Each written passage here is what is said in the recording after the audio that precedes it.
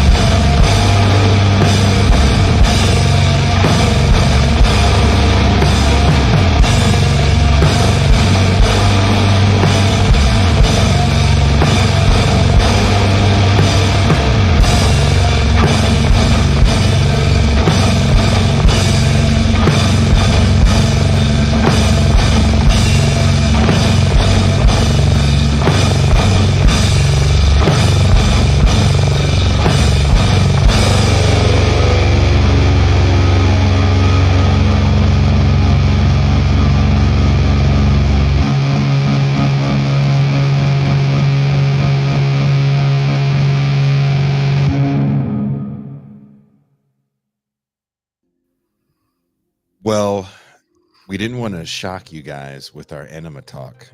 Sorry about that. I went a little far. And yes, Toussaint, I do think the guy that gave the enema to the dude was the pee guy. That is a little character development.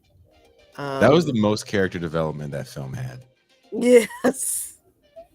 They're like, I bet the enema guy was different. They're like, no.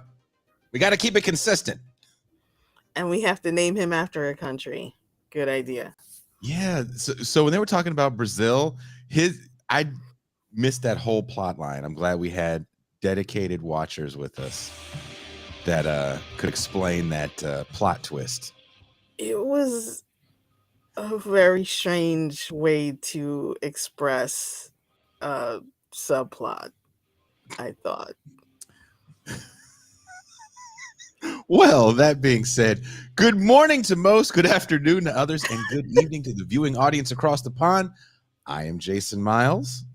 The voice you are hearing is producer of the show, chat moderator extraordinaire, M. Toussaint.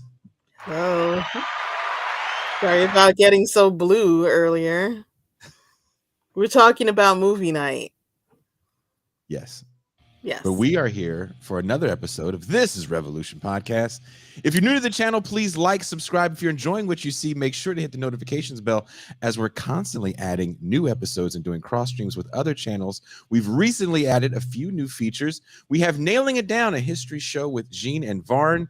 The Red Zone is coming back, as well as more Pop Life, booking some very interesting guests. I don't want to say anything. They're going to be some fun shows. We are busy in the TIR universe. Also, keep your eye out for a new short video essay as the work continues on the feature-length Kayfabe. I still got to create, so there's going to be some shorter ones coming out before we drop the big one, which will not be on YouTube, actually. Ooh. We're actually going to do screenings. We're going to be doing some traveling screenings all over. We have some planning, some light planning we've done so far for the spring for the West Coast, and hopefully taking it out throughout the country. It's just an excuse for me to tour again. Sans the band. Also, as Toussaint and I are talking, last night we did our first ever double feature movie night. It was hilarious, and I was able to record the first half. We watched my new favorite movie from the early 70s, Willie Dynamite. Mm-hmm.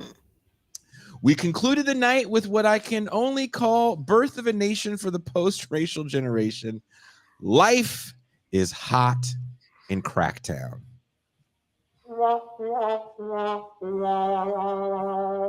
Yeah. The beautiful and talented Shannon Sussman could not save that film.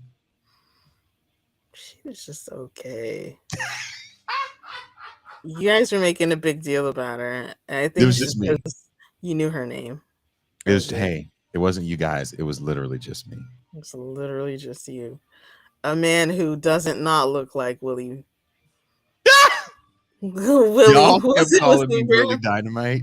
Willie Dynamite. Yep. You That did was some great me. stunts. You did some great stunts. You don't not Willie look alike. Dynamite. First of all, Willie Dynamite had the best, worst fight scenes I've ever seen in a movie. Yeah. And whoever did the wardrobe, Exquisite. the hat at the bank, it looked like a spoof. It looked like a Pope hat. That's what it looked like. Shahrazad Ali hat. If you'd like to see or hear these movie nights in champagne rooms and sound off in the call-in segments, there's only one way. You have to become a patron for as little as $2 a month or $30 for the year. You can have access to the champagne rooms past and present, hang out with us for movie nights. Also, you can be part of the Mau Mau Hour with Pascal Robert live. Now, the headless, faceless voice of reason is going to do the TIR merch pitch. Pitch merch. TIR pitch merch.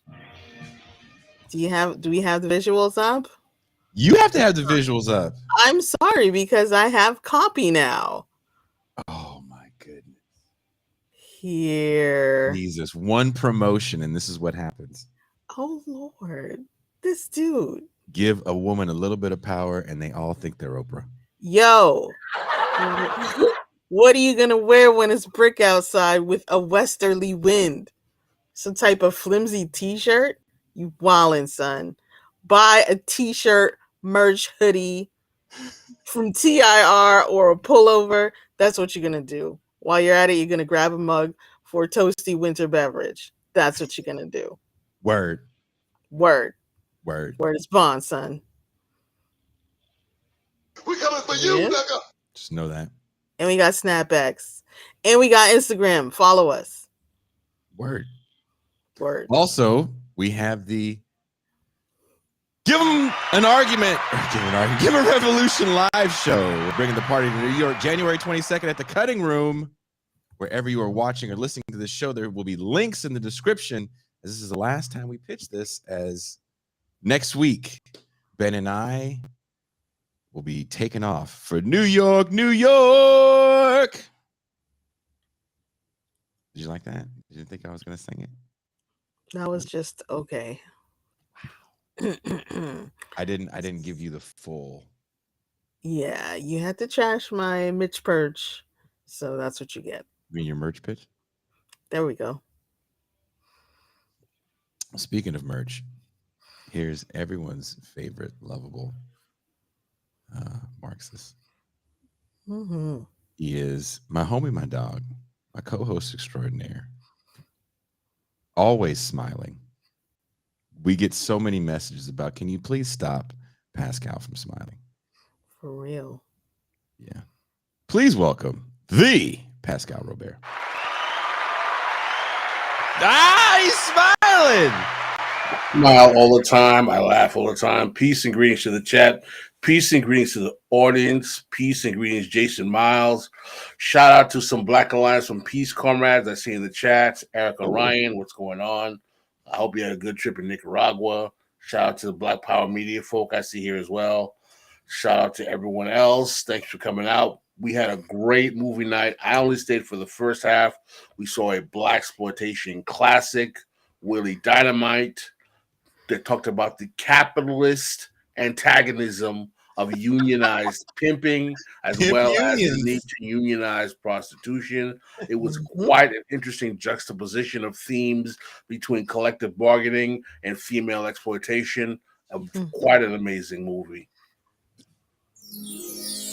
You guys thought we were just trying to show you black exploitation. We was trying to get into your mind. Yo, my mental. Dig it, Willie. You got to have vision. Vision. Let's dig into this shit. So I extra. want to make you A1 minus 1, which is 0. I'm a capitalist, dig.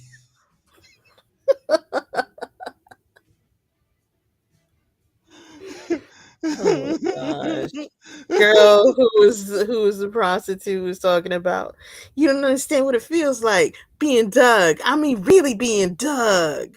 I was like, Ow. okay. She means, they were digging her. Yeah. But they used dig in such a poetic way back then. Like, it really meant something. The way she finally when she finally broke free from her life of prostitution and Willie comes back with his fucking pimp charm. You don't see my vision. You are a part of my vision. Really? That's all it takes? Yep. Maybe I could have stayed married if I just would have fucking said the right things. He's too simple word. Vision. Good enough. Vision. Speaking of vision and speaking of black exploitation, please welcome the sometimes Y of TIR, Derek Varn. Yeah. Hey. Derek Sean King Varn. Yeah. I'm a capitalist, you dig? Derek is a black dude name. That is a black dude name. Yeah, it kind of is actually. If your name was Derek Brown, you would walk up to job interviews. People would be real confused. They'd be like, "Oh, really? What? Yeah, Jackson. Are you sure? Was your grandpa a GI?" Yeah, the thing is, Varn is so weird. Nobody has any racial association with it, so it's. That's true. I have a name that you could answer like will not answer a race question, and probably get away with it. Plus, I've been told by people I look like somebody from every race, which is weird. Don't. So like, You're every man. somebody confused me and Kenzo Shibata, and I'm like, he's got. It's just the name. Listen. It's just the name. The fact that you went to the Greek Freak to sell copies of the Communist Manifesto makes you cool with me, so it doesn't make a difference. To Greek Freak. You wearing matching outfits today. It's so cute. Oh, I guess we are. Appreciate Yeah. you. Oh, look at that. You know why? Because they're like the Blues Brothers. Yeah. Oh. Or when you have to get up at 8 a.m. to do another stream for another TIR show, you just grab whatever collared shirt you have around. We're lucky he had a collared shirt. You are lucky. Right? The ebony and ivory of dialectical materialism. The Murtaugh and Riggs of podcasting is Varn and Pascal. I'm getting too old for this shit. Can you say that just one time in this show, Pascal, that you're getting too old for this shit, like Danny Glover in Lethal Weapon 1? Just Oh man, this is all right. Y'all keep me young. Dude, Danny Glover was 41 when he did that movie. That's crazy. Yeah. That's great acting. I'm telling you, I rewatched that. Me and Burgess rewatched that a few weeks ago. And there's hella little nuances I noticed. Like Danny Glover walks like his feet hurt. Because you're old, right? If you're old, your feet hurt. Exactly. Because I met Danny Glover and he walks like a cool ass dude. Like he walked in kind of like Willie Dynamite. Like, gliding down the stairs. That man gliding down the stairs was so great. Well, yeah, I met him in the Bay. It was a Bay event. Willie Dynamite gliding down the stairs, Pascal. That was great. That was classic. Can we say right now, shout out to P. Robert for suggesting after I played that short clip, we actually watched Willie Dynamite. Insisting. Oh yeah, Insisting. I'm glad we did that. Mhm. He insisted like he was getting royalties off the play. Like, we Listen, have to do this. seeing Gordon from Sesame Street play a 1970s pimp is always going to be something So worth good. checking out. I can't get So the good. picture of the bank that had he had. Shahrazad Ali Your hat. accounts are all frozen. Mhm. Say what, Jack? Little waterfall Oh my on god! the side. You guys talking about Danny Glover in the chat. There's a great scene in the first Lethal Weapon where the prostitute's house they're going to interrogate explodes, and the only people that saw it were those 3 little black kids. And so we have to ask these kids, who if they saw anybody. And as Danny Glover walks up to the kids, because they're like, well, you walk up to the kids because you're black as well. And the kid goes, my mom said police shoot black people. Is that true? Ouch. And then he just doesn't deny it. Say, All right, if they look Danny. like you, of course. Only if their pants are sagging. Like, why? Yeah, were their pants sagging? Like, I watched that scene, and I've seen the movie like a million times, and it just hit so different as an adult. I was like, oh damn. When he just goes, oh, like that's all he does. He doesn't go, no, that's a misnomer. And then Mel Gibson laughs and walks away. Oh God. That bastard. I will say this: Lethal Weapon 1. No black villains were harmed in that film. At least. There's an anomaly. Anthony Kiedis' dad gets fucked up in that movie. He doesn't ever want to feel like he did that day.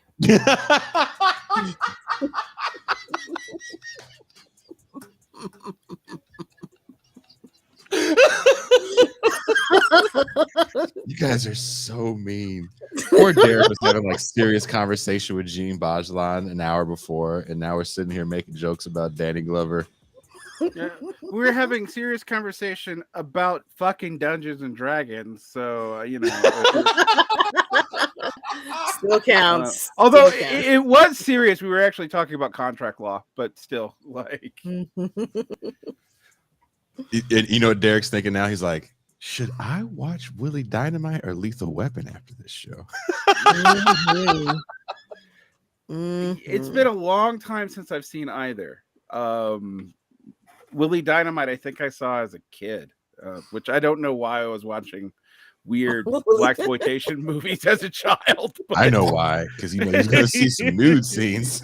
that's true. Actually, yes, it's like watching Scrambled Cinemax in 1994. Like Scrambled Cinemax. I thought It's Hot in Cracktown had a lot more nudity than Willie Dynamite. Did Hot in Cracktown have any nudity other than the fake boobs? Everybody was topless in It's Hot in Cracktown. The opening scene, which is like, I can't even look. I turned away. I was like, I'm so sorry. I felt so bad. I watched it because I didn't understand what was going on. When you said you thought it was raining, you're like, why is it raining on that woman? It's only raining on her. That's messed up that they left her outside in the rain. It wasn't rain. Derek. It wasn't rain. Oh, got it. Jeremy, shout out to Jeremy Salmon as well. Can we give a shout out to Jeremy Salmon? Yes. Double feature movie night. Jeremy Salmon, shout out. And Pascal, I believe I recorded it this time so patrons can actually see movie night. Well, all right. But they'll see us seeing movie night, so it's gonna be even funnier because they can see some of the comments, which is the best part about movie night is the peanut gallery. We're a good peanut gallery. Oh my god! All the cats that watched it had me on my back. There were some comments that just was too much. But let's bring in. Let's get serious. Mm-hmm. Our man on the streets in Latin America. There's a lot going on actually in his home country. Please welcome kind of another sometimes Y in the TIR universe. There is no kind of. He is a sometimes Y in the TIR universe. He is. A part of this crew. He's shaking his head. Yes, I am. You are. You are part of this. Look, I'm looking at you right now in the virtual green room right now. Look, please welcome Camilo Gómez. Hi. Camilo, you are part of the TIR extended universe, definitely, all day, every day. Welcome back. It's a pleasure. So here, I did write a little bit of an intro.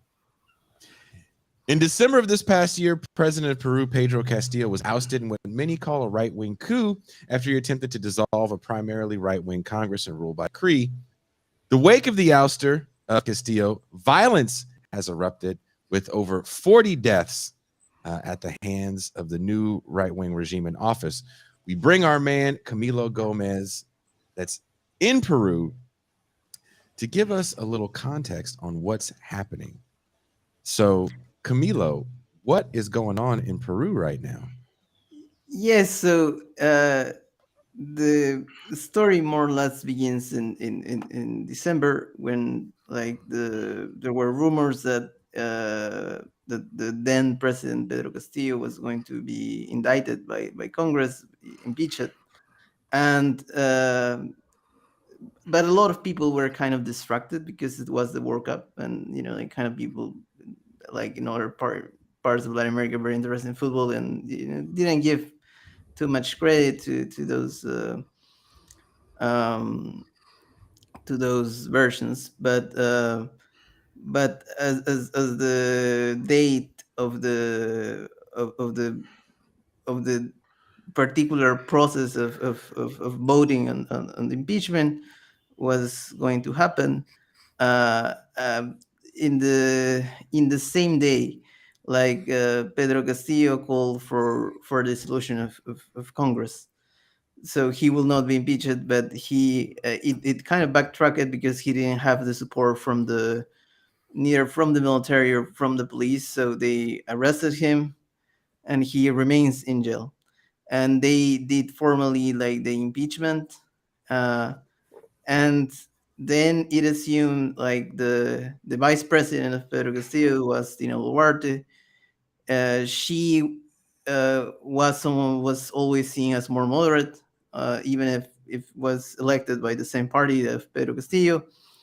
It seems like she had tried to be a presidential candidate of her own, but she didn't have like the organization or like to launch it, and it somehow like got connected with Peru Libre and was able to be the vice presidential nominee.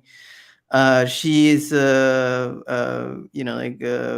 works in the public registry, so she's a bureaucrat, so it's much more familiar to some of the internal dealings of the state that Pedro Castillo was a peasant and rural teacher. But the the way it happened, it was seen as a betrayal of by many Peruvians, particularly in rural Peru, where the protest started. Even if she, is someone who comes from rural Peru, from the Andes, from the region of Apurímac, that's where the protest started and the repression started. And in Apurímac, like the region from where she is from, they started the first casualties like of protesters, that it seems clear that the repression was very abusive, in the sense like there were even minors that died those days of repression when it started, and that kind of led to protests to grow around the country. Then like the president signed a declaration of emergency, so the military went, and there were more killings now in Ayacucho, and there have been different clashes. But a lot of the organizations, because the Peruvian economy is very informal, know that a lot of people need the sales of Christmas, so they kind of give a Christmas truce uh, toward the the start of Christmas and toward New Year, and the 4th of of uh, of n- of January it was going to restart the protest, and they did. And this Monday, the protests in Juliaca, which is a city in the region of Puno in the Southern Andes, had the most casualties so far. Um, so it's 17 civilians and one police officer have died of those clashes. It is it was the most, a lot of them died because they tried to take an airport. In the past, there has been also attempts to take an airport. Sometimes have been fatal, but not as much people. Like some argue that because cities are so sparse in some parts of the country, like the airport is kind of the only central place to some degree, and so there was this idea of taking the airport, and the repression was very intense. At this point, there are 49 people dead in the entirety Wow. of the process. Many of them are minors. Some of them were not even part of the protest. People that were just walking or Really?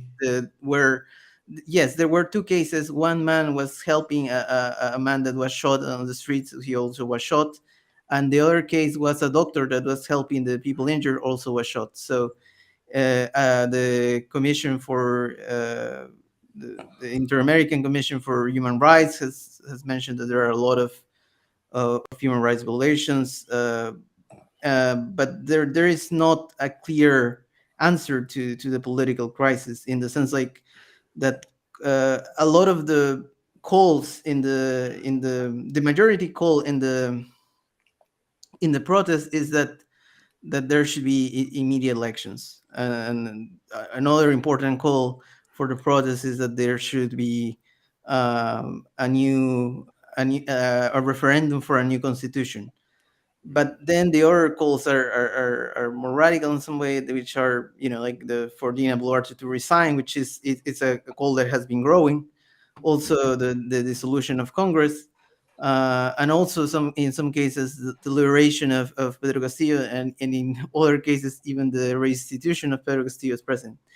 So this puts the things in a very complex situation in the Peruvian political class without too much willing to dialogue. Well, let me ask you this real quick before I pivot to the fellas. Is it possible for Pedro Castillo to be reelected if they were to have a new election? Uh, I don't think so, because the at this point he's arrested, so I don't think he is going to be able to be reelected, and he has also lost support to some degree. But I feel that this protest, the key to understand it is an opposition to Congress, which has 96% of disapproval, which is really something that even Congress, previous Congress were very unpopular, didn't have as high numbers of disapproval, uh, which there was a vote when the last year that was going to call for elections in 2024, but the call of the protest is immediate elections, because there are a lot of undemocratic moves within the current Congress that didn't want to recognize the results of the Pedro Castillo victory. And also they are trying to remove the electoral institutions. Even if Pedro Castillo is not democratic, he never tried to remove the electoral authorities.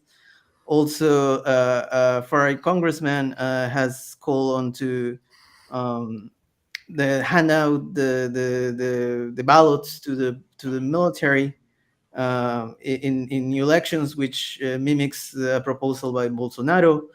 Also, there is the proposal, um, and now, like, it seems clear that there is a much more authoritarian government going on. Like, even the U.S. embassies has is going to remove the ambassador Lisa Kena, which has been seen as given too much support to um, to the government of Dina Boluarte. Let's remember something that sometimes gets forgotten.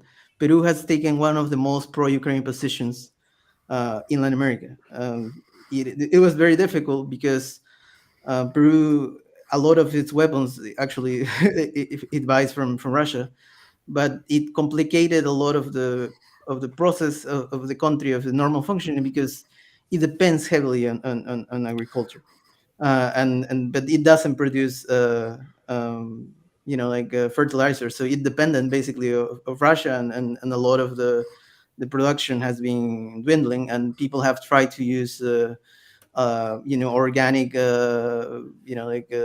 fertilizers, but it's not the same. It's much more difficult to process it, so it has been very difficult for the country. But in that sense, it has been very central.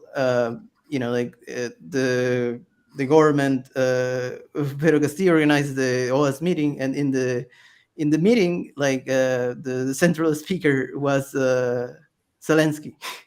So I think that there is a slight pivot in American foreign policy in this, um, because a lot of the rhetoric that the far right, but also institutionally, a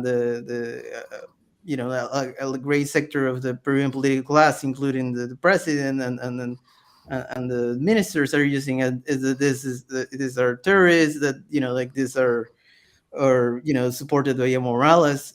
Some have made some comparisons of the protests in Peru and the protests in Chile some years ago. I think it's worth reminding that also when the protests started there, some people argue that this protest had been organized by Maduro, but as we know, that wasn't the case.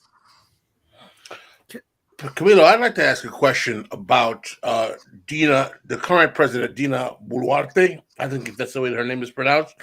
What I found fascinating is that she was once a member. She comes into power as a member of Castillo's administration as one of his vice presidents. Yet at the same time, now she comes from a position where she's making coalitions with the right-wing Congress that's completely opposed to Castillo. Was she a coalition? Was she an attempt by Castillo in the first place to try to get concessions from his opposition? Or was she never really ideologically aligned with his project? Or did she flip on him once she came into power? What exactly are her ideological politics relative to Castillo? And how exactly does she go from being part of his cabinet to basically being willing to work with his opposition enemies at this particular juncture? Yeah, that's a very interesting question. I don't think certainly the press, the international press, when it has been asking the interviewees, which have been different, sometimes have been from Peru, sometimes have been academics that work in Latin America, about the ideological element in this protest. I feel that the issue is that Peru Libre is an organization that has a very populist outreach, and that is what some political scientists talk about TIC and TIN ideology, and it seems like in Peru Libre, the TIC ideology is populism rather than leftism, even if there are kind of a left rhetoric in the organization, because this party has already been a regional government in Junin, which is the largest and most prosperous region in the center of Peru. But it's not necessarily that it has had much change. It has slightly more investment on Helkers, the leader of the party, and the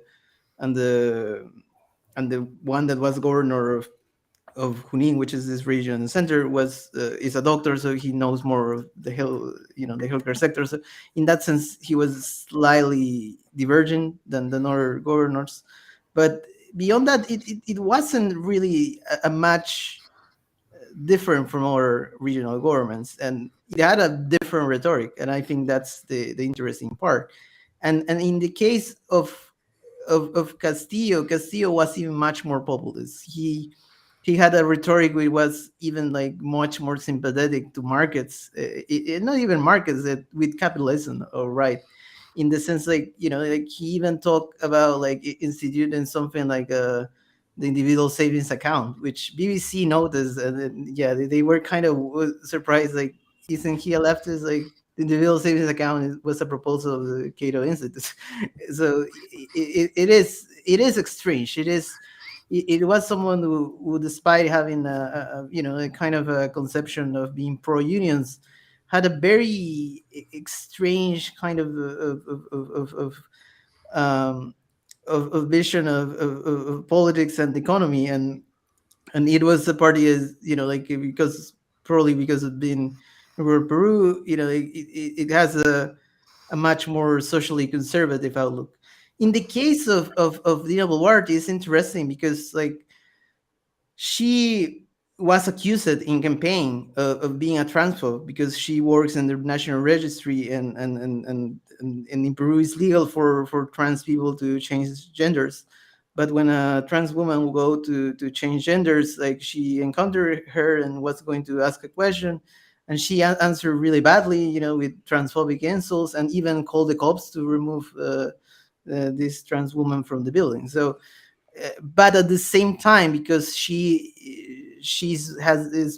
has been in the government for a while, like, she has this rhetoric about, like, against sexism, and she criticizes that it's sexism and racism that are working against her, which is very laughable in the sense, like, a lot, some of the women that have been died are indigenous women who were in the protest. So uh, I do feel that it is different, her rhetoric, from the traditional right, but she's much more of a populist interested in power rather than someone who had really deep ideological commitments. And she was also seen as much more moderate than Pedro Castillo and the rest of the party. Like, I don't think, like, her politics were never really radical.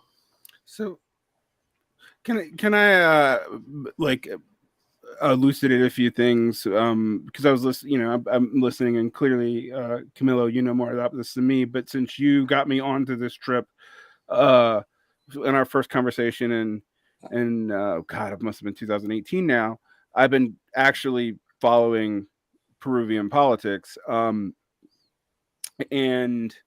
one of the things I find really interesting about the way a lot of the U.S. left is talking about this is they seem to be talking about this as a defense of Castillo, and these movements, these rural movements, as a defense of Castillo, which, from what I can tell, is true in some cases, but in general, it's more anger at the right wing Congress and the fact that the Constitution um, is frankly dysfunctional. I mean, you've had, since 2019, there have been 3 presidents. Almost every one of them have dissolved Congress once, and um, most of them have ended their tenure in prison. This isn't even unique to Castillo, and I wanted to ask you, um, what you thought the reason. What base did Castillo think he had when he did? Because this is one thing that was not mentioned in your summary, but I think it's kind of important. Um, Dissolving the Congress is common in Peru. The executive can vote no confidence on Congress. It happens a lot.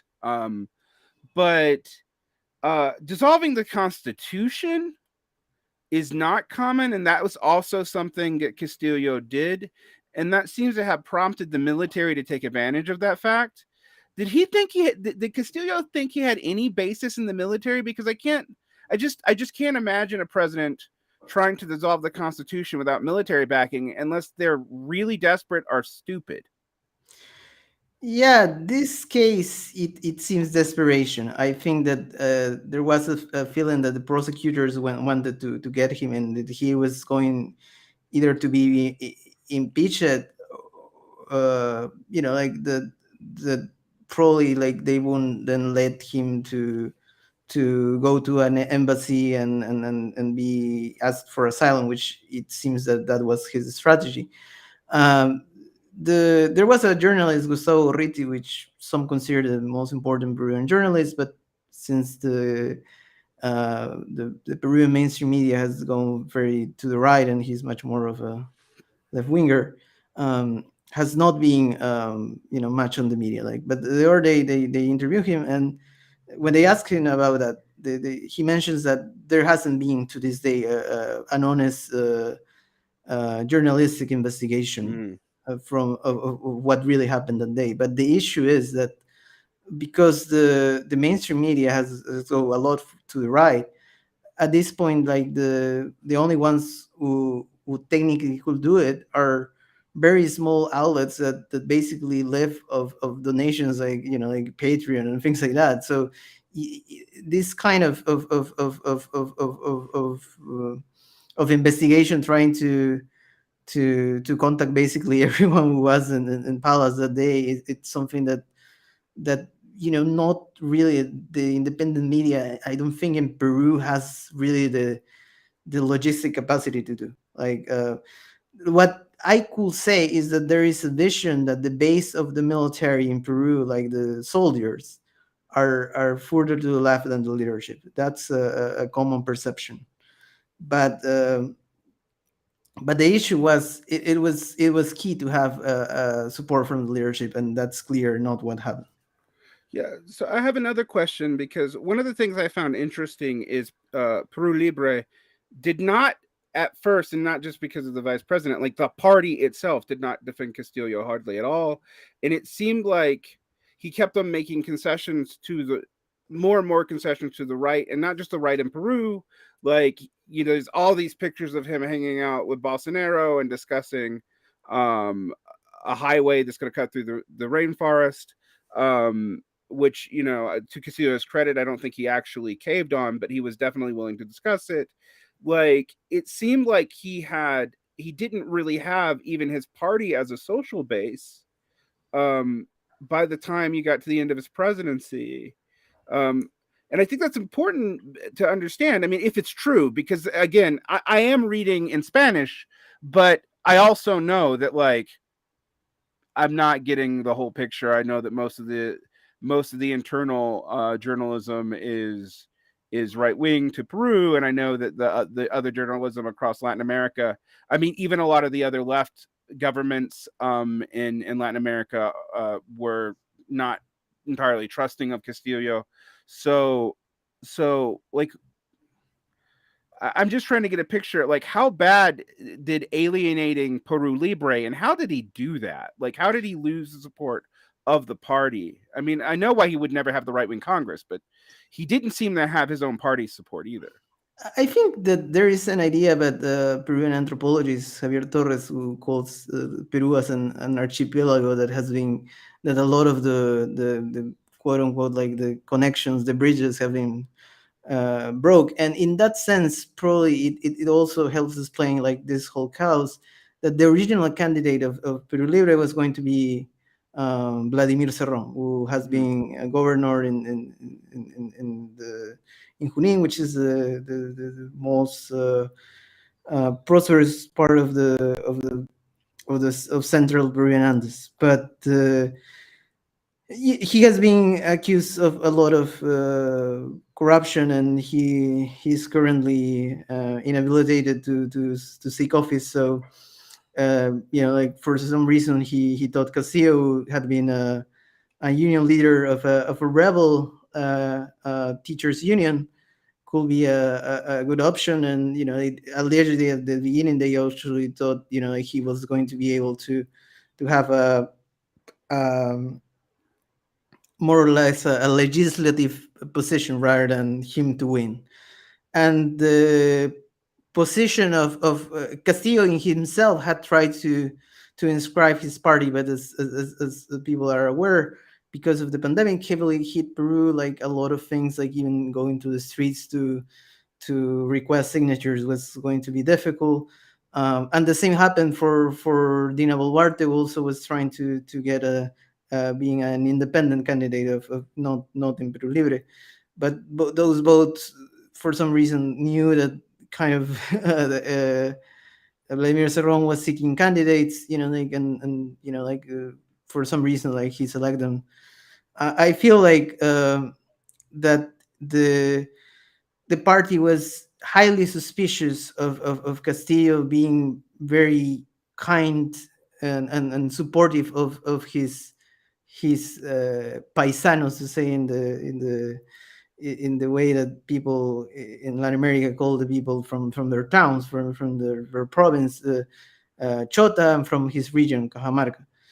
So he selected a lot of people that were not necessarily leftists, but people that he knew, um, and that gave him a lot of distrust. And actually, like at this point, that Pedro Castillo ended up resigning from Peru Libre. Also, Dina Boluarte. I do feel that that's why they had tensions, because like they wanted more ministries, but the issue is that the also something important in this whole crisis that we haven't discussed is that Dina Boluarte was going to be impeached too. That it was because she had signed documents from a provincial club, which it is, I don't know how to say it outside Latin America, because it's basically because Lima has a large population, but a lot of the population hasn't been born in Lima. So what happens is that the regions or provinces, or even some towns have kind of clubs where people from the region like kind of reunite once in a year, or sometimes even even sooner, or more times in a month, to kind of commemorate the traditions of that area. So she was a member of one of these provincial clubs, which like kind of give a contact to like the people from their area. And so she was a president of that of the regional club from her region, and allegedly she had signed some documents while she was in office. And technically the constitution doesn't allow a president or vice president to be in any other role. So Congress could have impeached it on legal grounds, even if some lawyers argue that like even if it's constitutional, like it's not the spirit of the constitution. So the kind of some arguments that to some degree, even of people that were critical of her, like have some base. So it's not like just a defense of her. But the fact that Congress had the possibility and didn't do it was because probably they had some kind of conversations with her, because the rhetoric was that she's as bad as Castillo, that a lot of this of criticism. But then it kind of become like, no, she's different, and she's going to be the president, and they didn't pass the impeachment, and when Castillo called on to close Congress and then was impeached, she assumed. Pedro, Camilo, I'd like to ask you a question about the reaction, not only from the American left, but also from the quote unquote elements of the progressive faction that exists in the Democratic Party of the United States, why I'm seeing such inconsistency. For example, in the case of Brazil, we realized that there was basically a insurrection or coup attempt in Brazil under Lula, who was assumed to be a friend of the left, at least, to be generous, at least. And there was all of this kind of reaction from the Biden administration. AOC was tweeting about how we have to protect democracy in Brazil, so on and so forth, et cetera, et cetera. Yet, why is there not an equal call to protect the legitimacy of the political process in Peru with Pedro Castillo?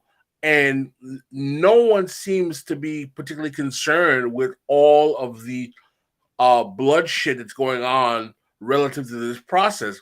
Is it because there's something about a dialectical difference between how the ruling class views Lula compared to Castillo? There's no oil in Peru. Or you and Vaughn want to chime in? I'm interested in how you would explain this dichotomy of reaction. Yeah, I think it is interesting. I feel that probably it has to do with the U.S. left centering and the discourse of democracy, which is curious because the discourse of democracy used to be promoted by, well, National Endowment for Democracy also has a very strong discourse of democracy, and it's curious. Some people come from also technically the left there, but I feel it is interesting because the when Castillo has go like the I suppose the equivalent of Wall Street, like the it's has been much more happy, like a lot of economic optimism. Even if Castillo was not really radical on economic terms, he maintained the president of the Central Reserve Bank. He put a lot of the first minister of finance was relatively progressive, but then the second and third one were more or less neoliberals. So I don't think there was like a lot of like a transgression toward neoliberalism rather than instability. But I also think that there is something that was clear from the beginning, that the difference. I think that the reason why Bolsonaro was able to come back is that there is a huge section of the elite in Brazil that is behind Bolsonaro, that is behind Lula, and that was behind Bolsonaro, and that is they saw that Bolsonaro didn't have the economic success they were expecting, like they are trying now with Lula. I don't think that's the same with Pedro Castillo, because the elite overall didn't support him. So a lot of the people that support him were more or less opportunistic people that wanted to have, like some say in the government, some governmental office, but not really even ideological. Just people that like wanted a job, and since Peruvian economy is very informal and some government jobs are quite high paying, that's basically what they wanted. So would you argue that because you just brought up a very interesting point about the Bolsonaro factor, would you argue that the dialectic in Brazil, because Bolsonaro was so abhorrent to the international liberal elite, put Lula in a position where he would be more important to be protected as a political project than Pedro Castillo in Peru, who did not have that same kind of opposition, at least in the international elite's eyes? Do you think that was a factor as well? I'm asking your opinion. I don't have a definitive answer. I think it is interesting because the way that we are seeing the current moment is that I think the COVID-19 pandemic played a central role because I mean, like, if the project is having economic growth with depredation of the environment, that's basically the Paraguayan model, and it has worked. Like Paraguay, on economic terms, has grown. But the issue for Bolsonaro was trying to do that in the context of a pandemic, and yeah, that was very difficult.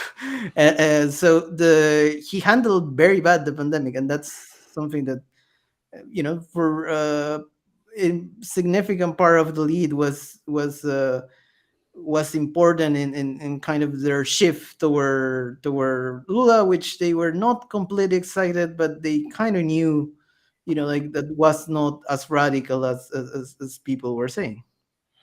Vaughn, can you jump in here? I'd like to hear what your thoughts are on. We lost your audio, Vaughn. One is I'm going to say, from the outside looking in, for the American left, Pedro Castillo also looks incompetent. And whether or not that's true is a different question. Whether or not he even could be competent, which I think is actually the more important question, because the incoherence of the Peruvian constitution. Another thing I think is that we should think about when we talk about the Democrats, and specifically in their democratic socialist colleagues, is that nothing in the Peruvian situation maps onto the American political map. It is fundamentally different. The right in the Peru does not act like Trumpist. Their attempts to frame this in terms of U.S. racial concerns also didn't really work. And interestingly, outside of the initial election win, the U.S. left did not cover Castillo. Castillo was covered more by places like The Economist. And The Economist was oddly sympathetic to him, far more sympathetic than any Latin American source I read. And I just think, frankly, the situation in Peru, particularly when you in regards to democracy, it's not clear that there's a side in this that had a unified democratic mandate at all, and that's hard for the American left to deal with. I mean, the democracy thing we should always be somewhat skeptical of, although while I am definitely pro-democracy, I came of age during the time period where that was the number one way to get in and meddle with someone's elections, and the other, I think a third thing, even in like the more conspiracy-driven parts of the left, the U.S. interest in this one isn't entirely clear. There's like a general hegemonic interest, but Castillo is making lots of concessions to the neoliberal order, as Camilo said. So it's a much harder case, and I also think with Lula in particular, we have to remind ourselves that Lula is, regardless of his ideology, one of the most effective political personalities of the 21st century. All right. And I think like that is sort of different because like when we talk about Lula, we also have to admit that like the Party Trabajo, the Workers' Party in Brazil, like totally botched the ability to like back Lula up in the Brazilian Congress. Bolsonaro's party didn't lose as bad as Bolsonaro did. And Bolsonaro didn't lose as bad as everyone thought he should have, even with significant numbers of elites, changing sides. And in fact, when I've talked to people from Brazil about the coalition that kind of held Lula together, you have a lot of like very precarious, very poor, in classical Marxist term might be called peasants and lumpen, and then like a bunch of elites who switch sides. Like that was Lula's kind of coalition. And Castillo's coalition is much more organic, much more grassroots, but also, like I said, doesn't seem to map onto U.S. political concerns. He does not have any of the social values. Castillo has also has gone out of his way to signal that he's not a Marxist, he's not a Chavezista, he's not a communist, he has no relation to Shining Path. I mean, those statements are made over and over and over again. And weirdly, in this attempt to like probably ingratiate himself and seem, like he wasn't totally breaking Peru's role in the international order, also probably means that the left in America, if they understand it at all, and they probably don't, let's be honest, they don't like the U.S. most U.S. leftists either don't pay attention to Latin America at all. They read Eduardo Galeano like 20 years ago and have kind of stopped there. And I think, what I've been more interested in is finding out like what the Peruvian expat community in America thinks. But the other thing that I have to take with the caveat there is, unlike, say, the Mexican American community or the Nicaraguan community or the Honduran community, the Peruvian expat community tends to be from the quote middle classes unquote. So they're and relative to Castillo's base, they're going to be from a higher social strata. So even that's not going to be really reliable. So I think there's that that element to this. Like there's also not a whole lot of like there's not a whole lot of like Peruvian indigenous en masse in the United States who could also correct any opinion of the left, and intervene. But the thing I can say before this this Castillo, dissolving. The way it's been reported is a self coup and then a counter coup. So I don't know that the U.S. left has the bandwidth to explain something that complicated to their audience and say, okay, well, maybe Castillo fucked up, but we have to support democracy in general, and and the government's clearly using this to opportunistically move right and suppress indigenous concerns, etc. But it's also, I think, another thing, Pascal, is like the left in America has miscalled all the Latin American moves except for Lula so far. Like I can't think of something where Jacobin's line, for example, has been in line with what actually ends up happening in Latin America. I think about the Chilean Constitution run, which they totally miscalled. I think about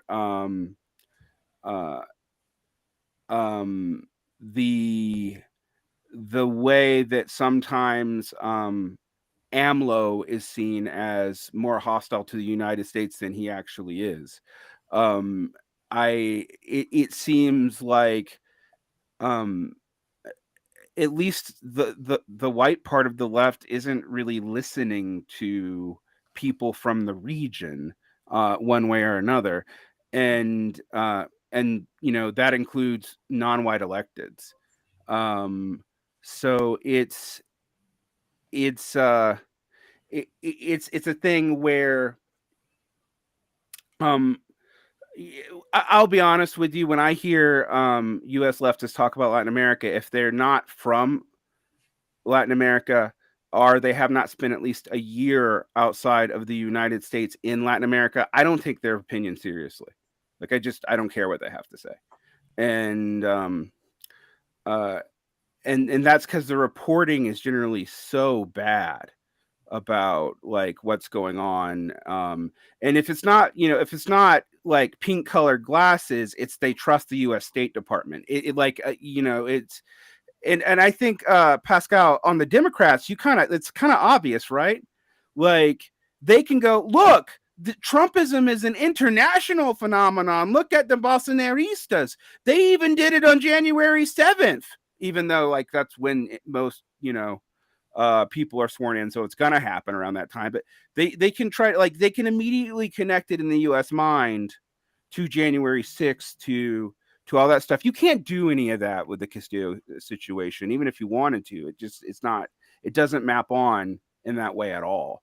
And that's my stance on it. But would you guys all agree though that kind of maybe a reason why you don't see much American coverage of Peru it has a lot to do with the fact that Peru isn't a petrol nation, much like Venezuela, much like Brazil? Well, I think it's deeper than that. Just to say it's just not a petro nation. We do, for example, care about Bolivia, but it's got lithium. Do we? Enough. I think. But do we care about Bolivia because there was the Elon Musk tweets and the fact that there's some natural resources that are kind of everywhere that people thought Bolivia had more of than anywhere else? Yeah, well, I think honestly we care about these places because of strategic reserve reasons, and which is petrol. But I also think, Jason, that like when we mess with petrol, we don't need other countries' petrol. What we need is them to play on the international market in a particular way. Like, and I think that's a common misunderstanding with Iraq too. I mean, it goes back to fucking Naomi Klein, but who I can not mention without swearing.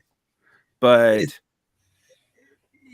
speaking of celebrities, something weird about Peru was that it was covered even by Stephen Colbert, but I think he put it in a very weird way that democracy had been restored. But one of the elements when the quote unquote coup was basically he said like close Congress, and 2 hours later he was arrested and in jail. But the issue is, how do you have a democracy if you don't have like primaries. The primaries are not not are not legislated. So like it's basically like parties are basically controlled by like a lot of very particular interests, like business groups, and with exception of the left, I suppose. Like, but even like the left, like Peru Libre is basically controlled by Vladimir Cerrón. So it has you have a very fragile democracy. Right. And in this fragile democracy, it's even struggling to survive, even if it's very fragile. And in theory, it wouldn't had the kind of level of accountability or fix that other democracies need. So I feel that that one element that also makes different, obviously covering like Peru than Brazil, is that indigenous populations in different areas are very different. And for example, like the Aymara, which are a huge chunk of the protesters that were in in Juliaca, are very culturally divergent from other indigenous populations. Like they are considered to be the most left wing, but at the same time, they are the most friendly to the market, which could sound strange, but like some anthropologists have had argued that the Aymara roots come from the Tiwanaku civilization, and because of the Tiwanaku civilization, like there are some disputes about whether it was an empire or some sort of stateless civilization, but the core of the connections was kind of commercial roots. So this kind of idea of commerce as a center of it in some ways has prevented the neoliberal rhetoric, which could sound strange, but in a way, like people are free to participate in an economy which is, to be honest, very informal. But it also brings people together in a very different way. And I feel that's something very important to have in mind, because like the Aymara, even if they could work in very different issues, like when there are protests, they have been much more firm. And while most of the protesters like basically stopped for Christmas, they had continued to be at protests during Christmas, during New Year's. So in some ways it was slightly more predictable that when the official comeback of the protest was going to happen, uh, there was going to be a much more clashes. Although I don't think anybody really expected it was going to get that bad. But another element that I think gives a different level of complexity is that the protests are leaderless movement. Like this protest doesn't have leaders, so it's difficult to discuss with anybody. In the context of Chile, which sometimes gets compared, like with the protests that were some years ago, the dialogue was with leaders of political parties. Um, and there was the vote for the referendum, but actually the protests continue, and it only were stopped by the COVID-19 pandemic. So um, in this case, it's very difficult to see a kind of a horizon without new elections, because like this Congress doesn't have any support, like and this government also has lost support. The church was at other points seen as being able to kind of being a mediator, but the church was seen as anti Pedro Castillo. So at this point, even if the head of the church has say like that the order should resign, I don't think it has gotten much courage. I don't think. I think this level of crisis it hits a lot of levels, and the Peruvian political class has shown a lot of incompetency. So it's difficult to follow even for people that are in Peru, because some of the things are really not surprising. Like Ludwig Huber, which is an anthropologist, said in an interview in 2021, if Castillo is impeached, there were going to be massive riots. So he said it even before Castillo assumed office. So it's not something like, that was really a mystery. It was something that people really expected. And the fact that the Peruvian political class of all people were the ones that didn't believe on what many experts who study rural Peru had been warning, shows that it's going to be a very difficult situation to solve.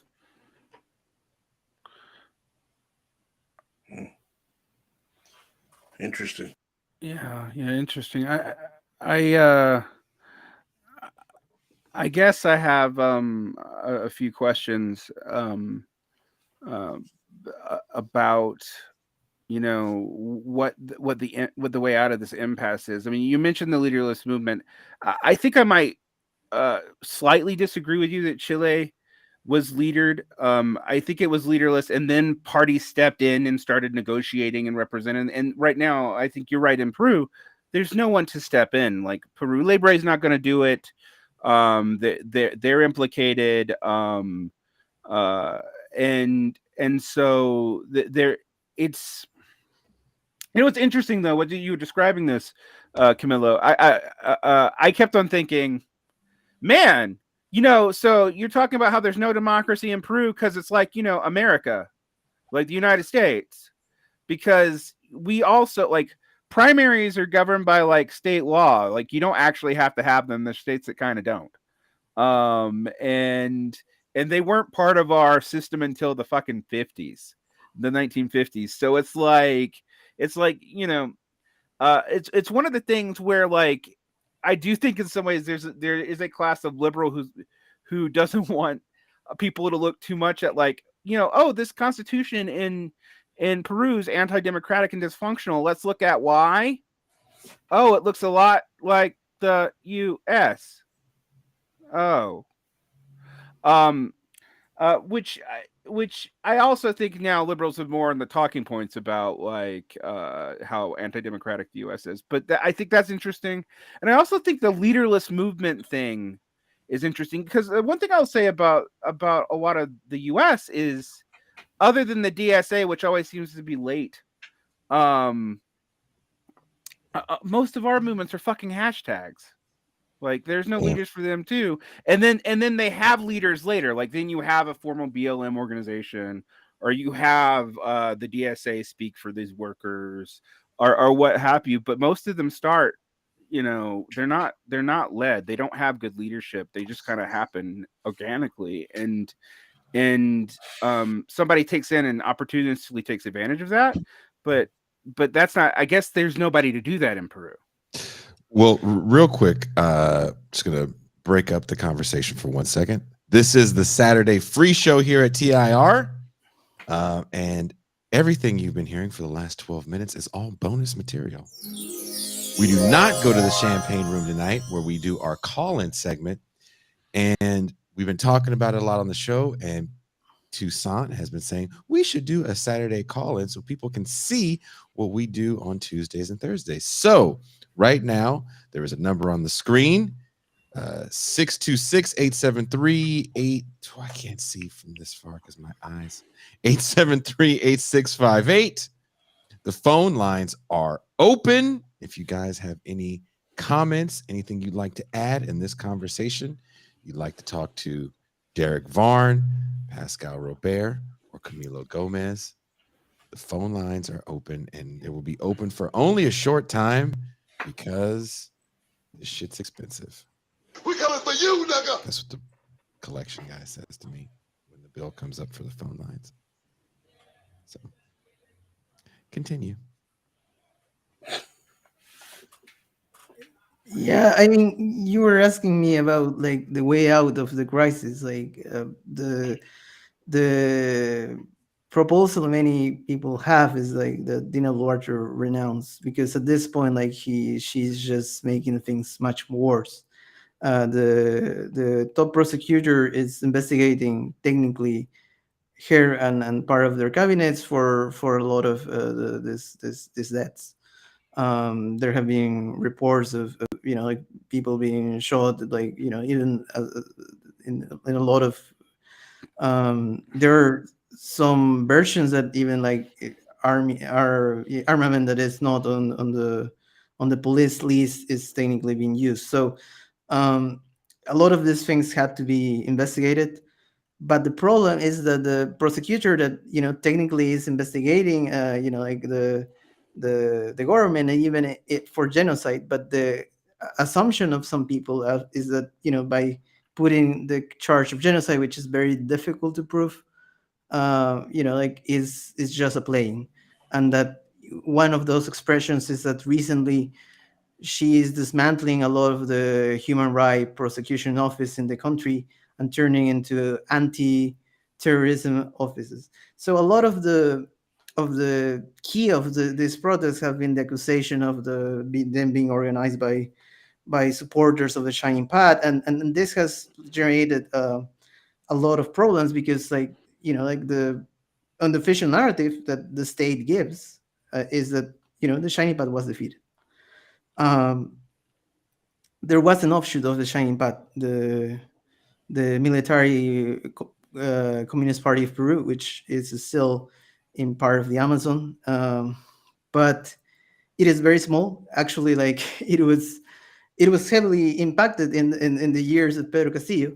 Even there was leaks. There were the Guacamaya leaks, the leaks of different militaries in Latin America, which curiously were not covered in the U.S.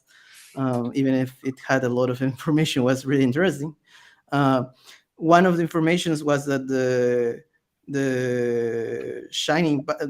this offshoot of the Shining Path, the MPCP had a really bad impression of Pedro Castillo, that he was an enemy, and they were even planning to kill him. And it's curious. One former defense minister was actually someone relatively conservative, but he was able to heavily impacted the region with bombings, like where like the camps are. And despite that, he was more or less forced to resign because they were investigating even for eating. Like, but, it's technically like ministers could use their budget to eat, like in the work day. So it's not like something like like very minor compared to other cases of corruption. So it is. I feel like that.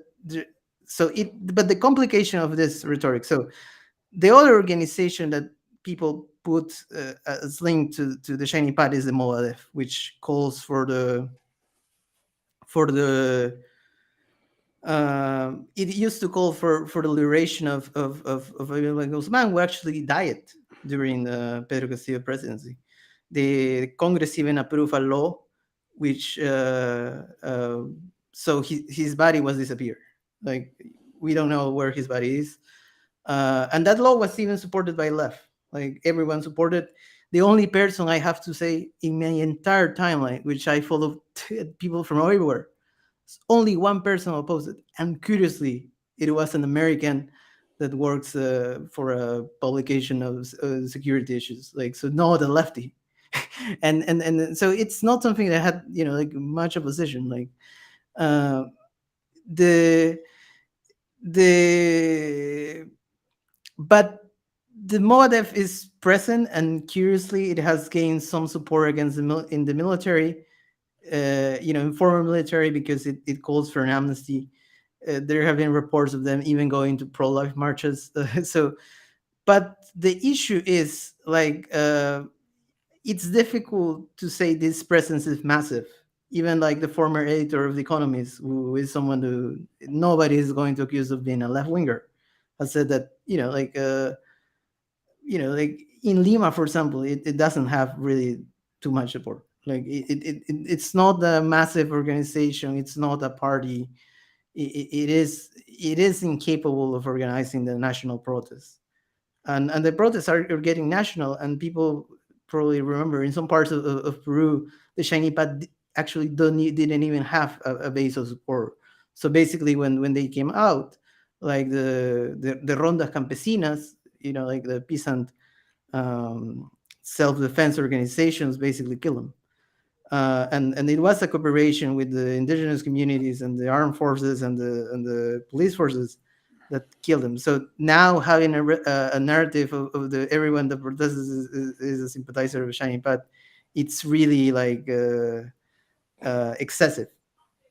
But it has been done to try to justify the human rights abuses that are being committed. Like they're throwing like from helicopters. It seems that they're throwing tear gas. Yeah, it is really indiscriminate the violence that is being used. So I do think that if we are in a point where even Joe Biden feels that it needs to change the ambassador because he seems that she has been too supportive of this government, is that like this is no longer something minor. Is an authoritarian regime that is not trying to preserve democracy, but trying to just keep power. And I do feel that in this context, the proposal is that like uh, that Dina Boluarte at this point needs to resign. That Congress needs to elect a new leadership table, which will include a new president of Congress, because the current president of Congress is not someone seen as with sympathy by protesters, and like call for elections for this year. But it's going to be difficult because Dina don't want to resign, and many don't expect Congress to act in this way, trying to change their president. So it is a very difficult situation. Many argue that the pressure of the international community is going to be very, very important. Um, One element that probably people haven't not give too much mention in is that a lot of these protests were heavily in rural Peru, where there was the Castillo had its larger base. um, but now they have grown. Like the coast of Peru didn't was not much supportive of Castillo, even if he won there. Like it was a very like slimmer margins, or even the Amazon. But now even the coast and the Amazon are supporting him. Are more than supporting him, are supporting the protest. Also, in Lima, the protests were very small because some of the people in the protest were calling for liberation of Pedro Castillo, even his reinstatement. So since he was not ever popular in Lima, very it was very small, the protests, compared to now, where the protests are larger, because now the protests are against the human rights violations of this government. And it's clear that the reactions are very different in Lima. In the Lima downtown, with the center of Lima, it has been a little bit more confrontational, but not like with the same violence that the people haven't died. Um, and even in Miraflores, which is a much more wealthy part of the city, one of the wealthiest part of the city and the entire country, like the protests have been like very very normal. Like at most, people, like some of the police officers said, you don't walk by in the in the avenue itself, just in the borders. But there have been some attempts there of people uh, that live there, to throw eggs, or people passer by insult them. So it shows that like kind of an opposition from above in some way, like that a lot of the elites have normalized this discourse of the other as communists, as terrorists. um, so I feel that this is a moment where there are a lot of elements going on, because this Congress also is very undemocratic, and it's even trying to ban, to run for office, a lot of more technocratic figures that are much more liberal, like the former president Francisco Sagasti, who more or less came of office in a transition cabinet.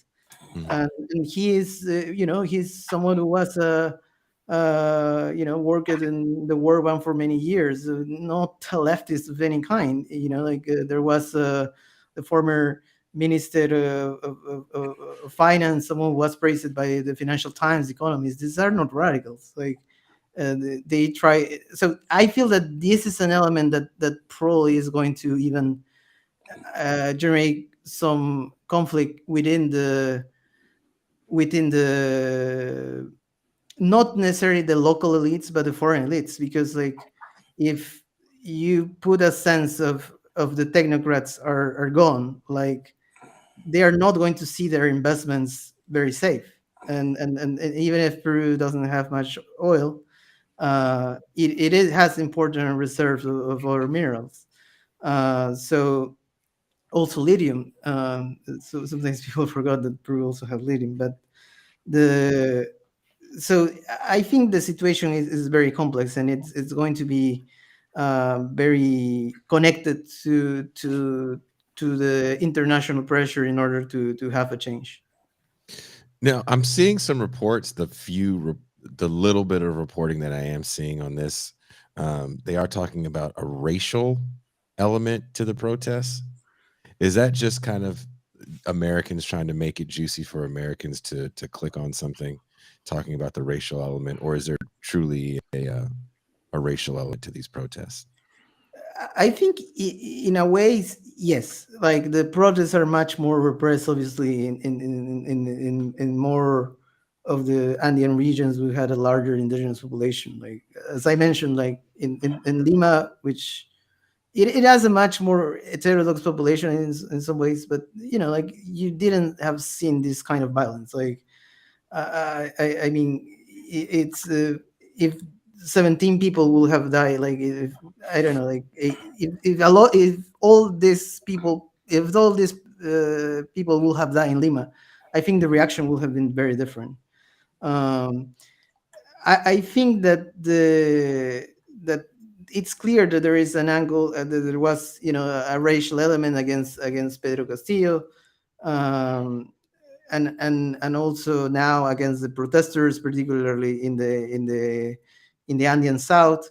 But the but I do feel that the confrontation of the country is not even like as some political scientists have called between Fujimorism and anti-Fujimorism, Mhm. or between the left or the right, or between the even some argue the establishment and the anti-establishment. I do feel at this point the conflict is between the political class and the entire country, and I feel that it's a much more complex a bridge to build, because there is a complete distrust in this political class, and I feel like um, there are many elements even within the technocracy that are now protesting against this. So I feel like it is more the politicians itself, the elected officials, curiously of all people, that are kind of intensifying this conflict, and uh, the these racial lines, which are clear in many ways, because Peru was one of the few countries in Latin America to try to incentivize like a public transport system. But Mhm. when politicians figure out that there were Andean immigration coming, like they tried to cancel these public transport systems, because in that way, it was going to be much more difficult, particularly for people of few resources, to mobilize within the city.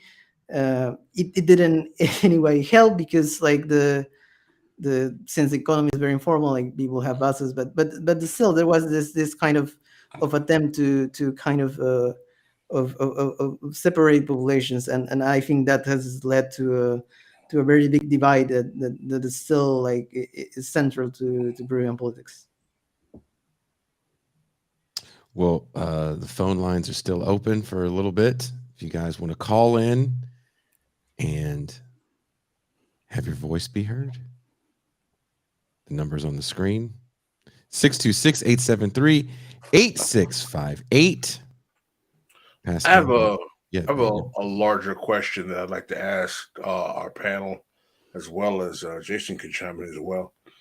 What exactly does the current state of affairs in Peru tell us about the position of this phenomenon that was once known as the pink tide in Latin and South America? Some would say that what's happening in Nicaragua means that the pink tide is moving on. What happened in Colombia with their recent elections means the pink tide is moving on. Some would say that the return of Lula would argue that the pink tide is moving on.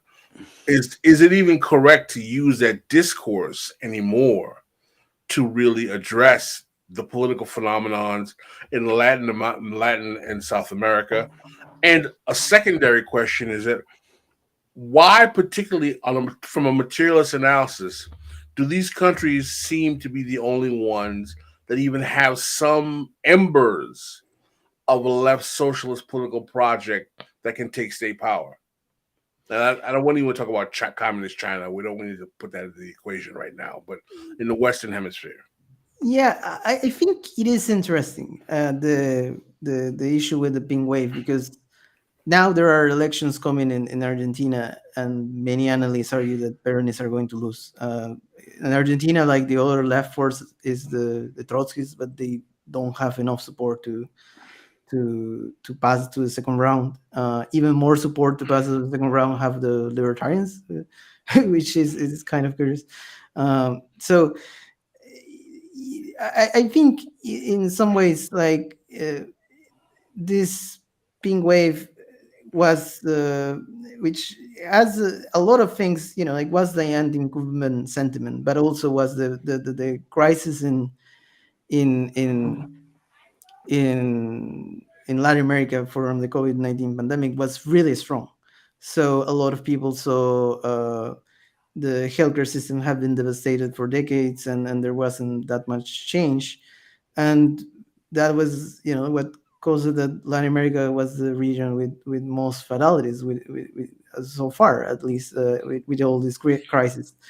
The new governments, which were very diverse, but with the exception of Bolivia, were fairly pro-vaccination. Bolivia was a really weird case because the mass is really populist on vaccines, so it kind of was not too pro-vaccines, but in general was really pro-vaccines, and that kind of led to some degree of sense of public policy. Even in the presidential election in Peru, even some candidates in the right didn't want to buy vaccines. So um, I feel like the question of why the left has success in Latin America, I feel that even if Latin America is a region that is very polarized on racial, like economic and cultural lines, is that like the conception of the pueblo, which is difficult to traduce to other languages, and I suppose because of that, like people say in protests all over the world, "El pueblo unido jamás será vencido." I think that this kind of element, it is very strong, of the idea of at least temporarily some sort of union to move forward to another point. I think it's very interesting. There is a music video by the Chemical Brothers, this electronic band from the 90s, British electronic dance music from the 90s, that had a music video for Out of Control, a song they had, and the music video is um, about Latin America, about protests in Latin America. Is really interesting because even in the 90s, where it was seen as the kind of neoliberal order of the end of history was happening, there was this consciousness that some uh, kind of elements were still on the air in Latin America, and I feel that probably explains why these different left wing movements have been able to survive for moments, and I feel that's something really interesting. Warren, you want to chime in? Yeah, I have a complicated answer to that. One is I'm not sure the pink wave was ever a thing, but of course that's like my general skepticism, because it was such a non-coordinated uh, development that didn't coordinate. I mean, one of the things that I've studied, and like I've done detailed analysis with people from who are scholars of Chile and people who live in Chile, and I've talked to a lot of Chileans, for example, and they have told me that like the Chilean situation is is was exempted from the original um, uh, pink wave because it was a fairly, for Latin America, like Argentina, a fairly prosperous country, a quote middle income country, whatever we mean by that. And because the repressions were so strong, and the left the left in quotation marks that replaced Pinochet was so thoroughly neoliberal, and this kind of situation is really interesting. I actually oddly blame American imperialism for this in a lot of ways, because what U.S. economic policy has done is been so blatant in Latin America, and also it has not allowed Latin American states to be particularly strong outside of Brazil and parts of the Southern Cone. It just doesn't allow it. So often left-wing opposition can grow more organically because, repression has been explicit as opposed to implicit and subtle like it is in other places, and because the state isn't really strong enough to oppose it despite often being ran by military juntas. And I think the last thing we need to like be completely honest about, Latin America is very similar to Africa in one sense, is that it was not allowed to join the global order until really late. So there are nation building projects done by conservative and neoliberal actors that still get indigenous pushback in a very real and organic sense. I mean, and if we want to talk about like the Central American cartel wars, there's a way in which that is a backdoor genocide of indigenous peoples in Central America. And that, of course, leads to pushback. I can't tell you how many times I've sat down with people who come from Nicaragua and El Salvador and Guatemala here in the United States. And, when they find out I'm a gringo who knows a little bit about it, we talk about their hometown, and their hometown doesn't exist anymore. Like, it's gone. It has been erased from the map. And in South America, they see that shit happening in Central America. It's much more alive to them than it even is to us, who, barely care that we're perpetuating it. And when we do, I always point out, like, if you're an American trying to help out these communities, they'll kill you too. It doesn't protect you down there. I can list names if you want me to. But it's a thing that I think empowers the Latin American left in a way that you don't see in the more developed world. But it also keeps on leading to these cul-de-sacs, because what can these governments hook up to that, despite what certain leftist economists will try to tell you, they can't not purchase things on the open market, so they have to peg their currency to the dollar.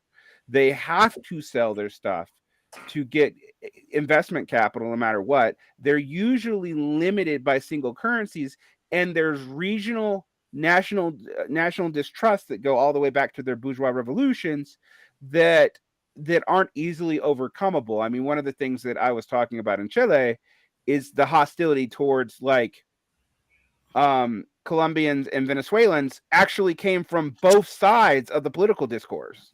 So, like, while there's a call for like broad South American left unity and broad South American left coordination, there is still regional nationalisms that get in the way of that. Like for example, Lula's got to convince a lot of players to form a currency bloc, not just with BRICS.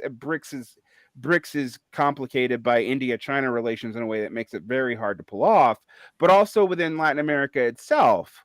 But that's really hard to do. And that's the kind of thing the U.S. is actually afraid of, because very few attempts to really hurt U.S. currency have worked, including what most leftists predicted would destroy it in the last year. They've been wrong every time.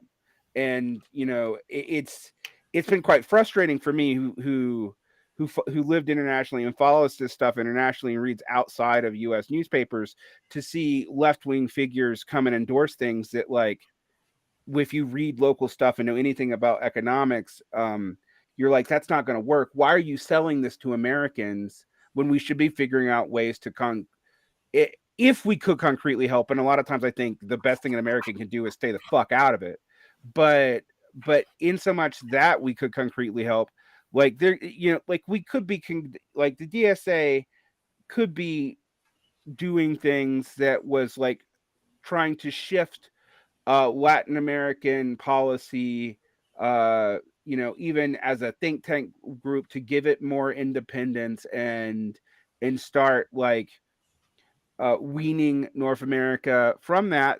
So despite the fact they might cheerlead for certain leftists in elections, they have never really come up with anything to suggest. Now, we all know they wouldn't achieve it, but they haven't even come up with a framework for that. So the pink wave is kind of the way the Americans talk about it, I think, is a way to negate our own responsibility in the situation. So we'd be like, oh, it's a pink wave. Well, at least Latin America, there's a left, and we can kind of ride their tide. And it to me is very similar to like the entire 20th century, where most of the white U.S. left was like trying to ride the Euro communism tide or the social democratic tide or whatever, and not deal with itself. And I think principled anti-imperialism is very important, but I also think people have to realize what they don't have control over. And the one thing that I can tell you have the least democratic control over is military policy in the Americas. You just don't. I've been protesting the School of the Americas since I was like 17 years old. Not a damn thing has happened to that, and people have like set themselves on fire to protest that and been shot and been arrested. It doesn't matter. Like, Well, Vaughn, you know that one of the critiques that the Democratic Socialists types leverage against the Marxist-Leninist types is that their anti-imperialism is really third world cultural fetishism to mask their inability to come up with a domestic political project in the imperialist core that they may reside in. In other words, it's political escapism. I'm not necessarily convinced of that, but I'm sure you've heard those arguments before. I think I would say it's going to depend specifically on the person, honestly. And I do think it's one of those things where I'm like, there is a grain of truth to that, but I wouldn't accuse everybody of that. I mean, there's a lot of people who come into, you and I have talked about like, I have my criticisms of historical Marxist-Leninism, but I can tell you, for example, there's a reason why, say, the Haitian community are the American Black tradition, since it tends to be more Marxist-Leninist sympathetic, even when they deviate from formal stances of the Soviet Union or from the official Marxist-Leninist parties in North America. Latin America is a little bit stranger because, unlike a lot of places that do have strong ML traditions, there's also a very strong Trotskyist tradition in Latin America, but it's not related to the UK-US Trotskyist position. It like went off and did its own thing, and in many ways has positions that mirror certain Marxist-Leninist organizations here. I think,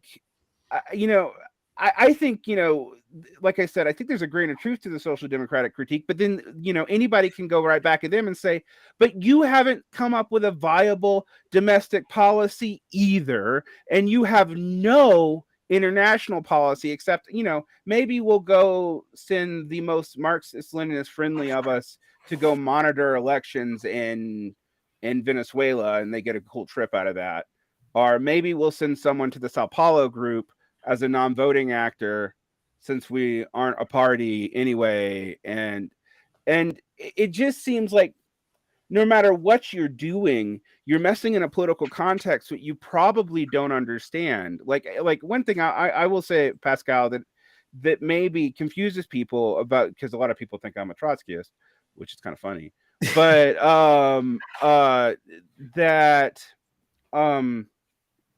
that I talk about is like in some of these areas, these political traditions they've been suppressed so much that they've kind of developed in independent ways that you can't even really use their American analogs as a guideline for what they are. Like, you know, any dipshit who picks up the name Shining Path in America, I'm going to discount. Now, I'm not a Shining Path fan for reasons that I could go into, but they are a serious political movement that needs to be seriously studied on their own account. And also, they are different from other forms of Maoism that have existed, right? Like, there are specific differences. For example, one of the reasons that they had trouble in indigenous areas is they'd often send young women in and start like taking really aggressive cultural revolution lines about the patriarchy. And like when Mao did that in rural China, they did not do it as abrasively and quickly, and they did not also immediately threaten traditional peasant leadership. They had a very stepped way of handling that and integrating those people in. Now, that requires a very detailed knowledge of the history of different regions. And like, there's only one American scholar that I know that has even ever talked about this, who is friendly to Maoism, and it's Matt Rothwell. But that's literally it. These kinds of things are really important, and the American discourse just can't make room for them. And I'm going to say something that maybe I'm going to challenge your audience, because I challenge mine. Part of why it doesn't make room for them is even the people who know this stuff, when they make, I don't know, I used to have Camilo on to do videos all the time, and no one watched them. Maybe I was a bad advertising. I was also smaller then. But I've noticed that when we try to actually go into the detail and teach people the complications of these histories, instead of like this like gotcha game between, some Marxist-Leninist sect and whatever weirdo in the DSA, who I think might as well be boffer fighting each other. Like they neither one of them have any real political influence whatsoever, even within the quote left in America, this adjacent to the Democratic Party, no matter what they might tell themselves to go to sleep at night, that the actual reality of the complexity of these historical movements and the complexity of something like, the history of Marxist-Leninism in the USSR is something that you're not even gonna grasp without reading a ton, and reading stuff that's not always easily available, even to the average Marxist-Leninist sectarian. I mean, it's hard to do, and I don't think everybody needs to be a scholar. Like that's not, that's like my gig. That's not everybody else's. And I don't believe that if you was like, oh, that's too much fucking book learning, man, I can't do that. That's totally fucking fine. But then like kind of outsource that and listen to the people who you've empowered to do that. And if they betray you, don't listen to them anymore. Like, cause you do have to like go to multiple sources and check. I mean, I'm with you on that, Varn. People tell us we don't do enough foreign policy. And Tuesday we ran a show on Turkish elections and there were 30 people watching. And I changed the title in the middle of the show to Forcing the Vote in Turkey. And the view count skyrocketed. Yeah, I mean, a lot of this stuff can only be compelling when we make it look like your own narcissistic shit. Mm. Like, and that bugs me, because like I actually don't think there's an analogy to force the vote, and not everything looks like the United States. I mean, weirdly, Europe increasingly does right now, as it, but everywhere else, it's not really true. And Latin America is a place where it really actually doesn't look like the U.S. For a variety of reasons. But also, like, our political histories, people they join some group, they encountered these readings online. Most of the founders of these groups that had actual historical, ties to these actual movements are dead. Like, it's a ghost of a thing.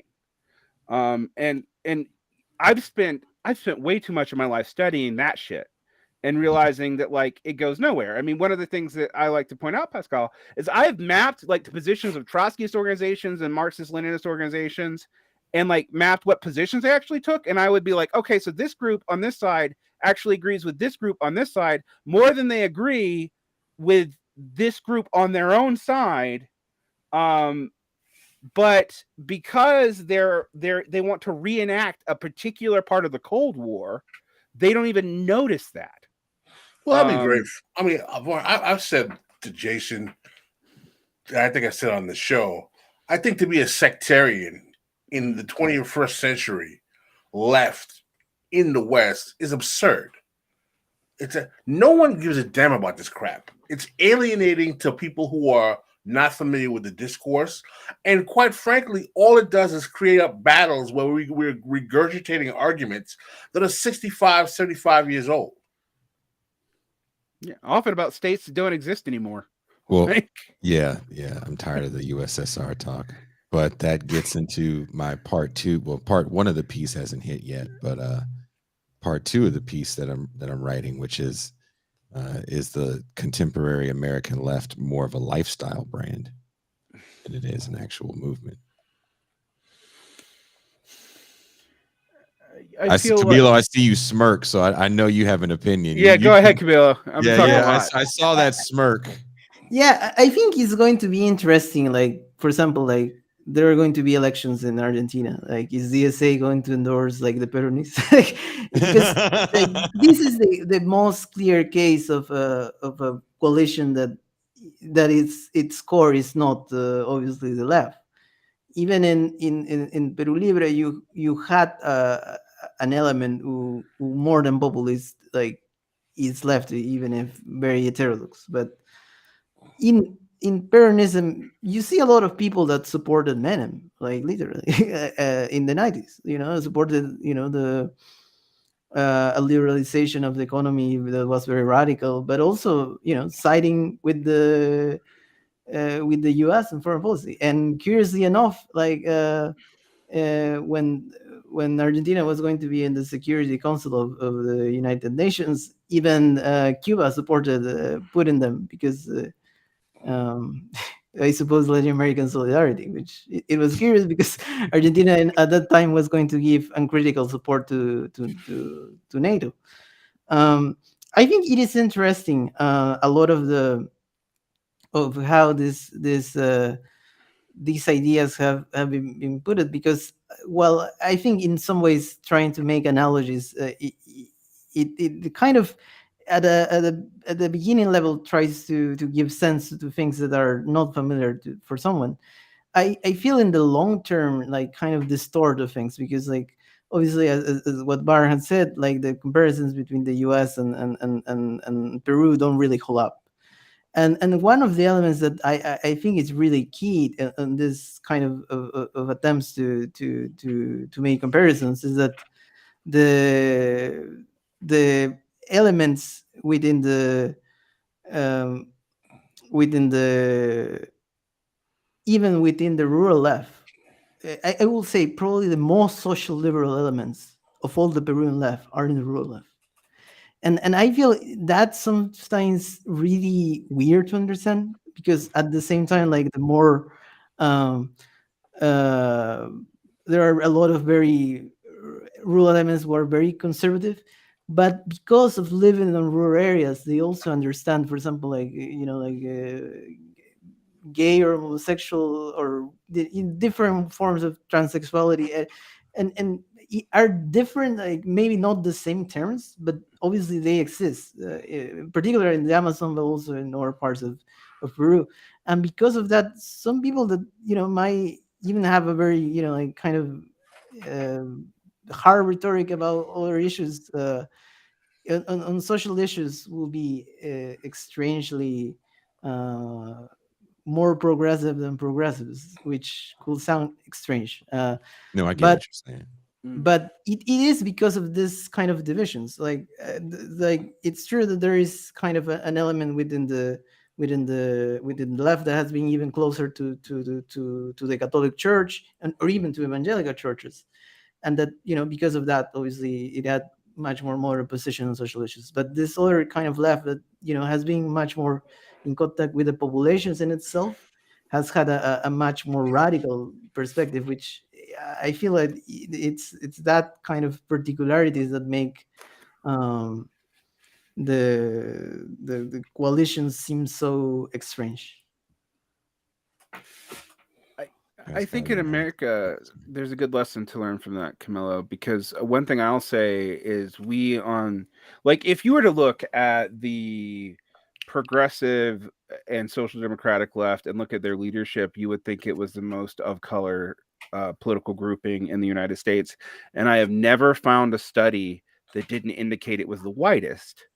And that's because I feel like we don't listen to the quote organic section of the communities. We listen to community leaders, i.e. elites and leadership classes, and the kind of sub-racial bourgeoisie. That's who we listen to. And we being the broad, American left, including the part of the left with the Democratic Party that shows up in pew polls. But if you actually go and talk to people, they're even in rural people here in the States, like I always point out that when you meet bigots, like real hard bigots, and trust me, rural people can be scary. They Like carry real guns. Klan member ass Yeah. people, or just Yeah. somebody that says an off color. No, like real Klan member ass people are like January 6ers and shit. You're meeting ex-urban people in purple states who have gone fucking nuts. I think, Jason, you can speak to this because you've had to date with people in Orange County. Like you know what I'm talking about. Like if you've ever met a California conservative in gun country of California, they are far fucking crazier than somebody in the South, West Virginia. Yeah, in West Virginia or whatever. North. Right. Which is not to say that everyone in that class is whatever woke means, but it is to say that they often do have a live and let live ideology, that if you would let them, speak for themselves, but they're not really represented as anything more than caricature in right-wing politics either. I mean, they always find their bosses who drive big trucks that cost $300,000 and have $250 boots on to represent them, and people talk about how George Bush speaks for the common man, which was let me ask you this. Let me ask everybody on the screen this, and I don't know if Camilo can really, and I'm asking this to you as well, Toussaint. I'd love to get your opinion on this as well. Is it because if you live in a major metropolitan area, like you're saying, these purple regions, i.e. Orange County, actually, what I'm finding more so San Diego County, which surprised the hell out of me, is it because you're actually adjacent to different ethnic groups, so the propaganda works a little better? So, for example, when there's been a very small handful of times in my life that I can actually remember I was frightened because I was Black. Not too many people are actually going to confront that level of real racism. Like, I have a firearm, I will kill you. You're from the South, Derek. I'm sure you know about Coleman, Alabama. There's places not too far from Atlanta that are Cummings like, used to be a sundown town, even though it's got a black mayor now. It was a sundown town until the fucking 90s. They wouldn't let us drive through it. People be like, oh, to make sure you don't go that state route because that's going to take you to Coleman. There's definitely places where people like don't go there. There's such a disconnect from the thing that you're allegedly mad at. It's not very close, especially when you talk about the militia people up north in like Montana, northern Idaho. There's just no ethnicity. There's just white people.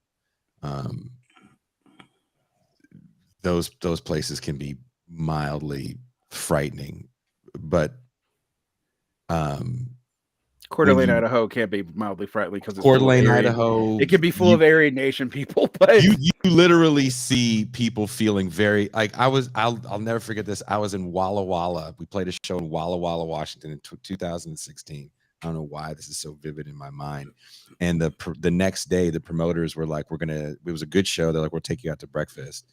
And the promoters took us out to breakfast in a cool little breakfast spot in Walla Walla. Can't remember the name. And there was a dude just openly wearing a Klan shirt.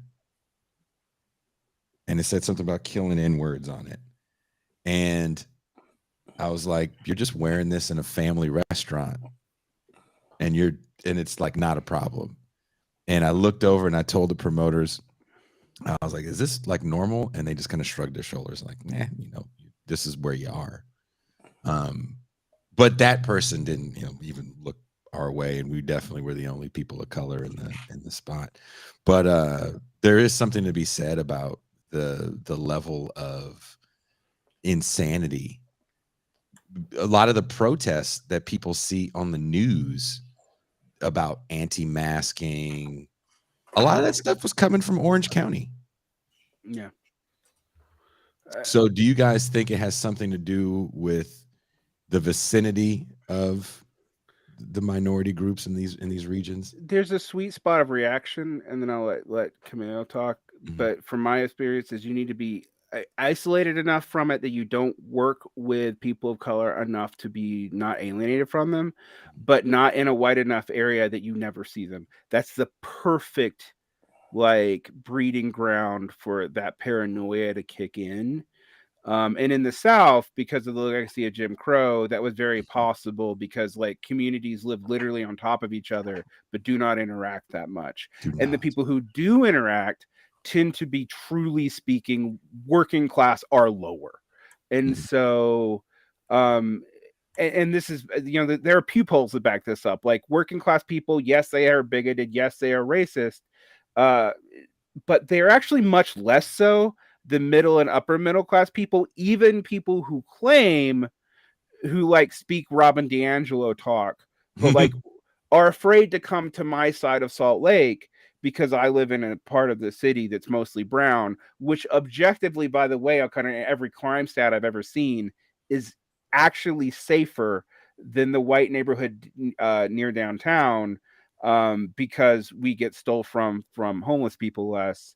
And that's also because of our shitty homeless policy here, actually forced all the homeless people out of the upper class part of town which is downtown. Because you know how these cities get donuts and downtown got valuable. They pushed it out into both suburbs. Well, one of those suburbs is white. So that, created all kinds of havoc. Whereas the local, I don't know what it is, but like we just have, maybe our stuff is less cool. I don't know, but we have less issues. We have just as many homeless people. We have less issues with homeless people interacting in a way that is likely to lead to a violent altercation. So our stuff is down. Now there are parts of town where there are, like drug gangs and stuff. That's real, but it's just as safe as the other part of town. And yet the people who will lecture their students on Robin DiAngelo, and I'm not making this up, they don't do it anymore because the political climate here has changed so much that you can't do that. But they used to, are the same people who wouldn't come to my neighborhood on the quote bad side of Salt Lake. There is no bad side of Salt Lake. Nah, your neighborhood is sketchy, dude. Look, dude, Salt Lake City. It's sketchy because I'm there. Like Salt Lake City, you guys stole all of our hats in 2015, we printed hats up, and they all got stolen in Salt Lake. So if you see anybody wearing a pentagram hat with a geisha in it, you punch that guy in the face and say, "That's for you taking $10 out of Jason's pocket." I have a This Is Revolution hat. I didn't steal it. I promise. Don't punch me, Jason. Punch that motherfucker right in the head. So a whole box. Pascal, do you have an opinion on this? No, As a New Yorker. I Think about Long Island. It's really interesting, right? Because as someone who grew up in New York, I found that the cosmopolitan white ethnic who was proximate to people of color to be some of the most racist, reactionary people I had ever seen. And this is just my opinion. I don't have any documented evidence. I've lived in the South. I've lived in the Northeast. What I find is that in southern areas or in places like in southern adjacent areas like Missouri and so on and so forth, the racism is visceral. But there are rules of operation because the communities have had a history with each other, so they know how to navigate those dynamics. The problem I find with reactionary white ethnics in urban cities is that the violence, brutality, and racism doesn't necessarily have a scientific basis. So there's some something like a Yusef Hawkins or something like what happens to Bernard Goetz. This off the cuff can happen where I think in those southern and other areas, the racism will be violent and true, but those kind of just off the cuff kind of existence of occurrences wouldn't happen as much. I mean, there's places like I remember we had a tour manager once, and he had booked this tour, and we were going through Texas, right? And he was from Texas. He goes, "I need you to do me one favor. As you're driving through Texas, make sure you get gas in Beaumont, because I can't have you stop in Vidor. If you stop in Vidor, there's a good chance, something bad's going to happen to you." And he's just talking about getting gas. Think about this. Remember when Martin Luther King went to Cicero in the suburbs of Illinois, suburbs of Chicago? Mm-hmm. One of the statements that he made is that I've been all over the South. I have never seen anything like what I've seen in terms of the racism in Cicero, Illinois.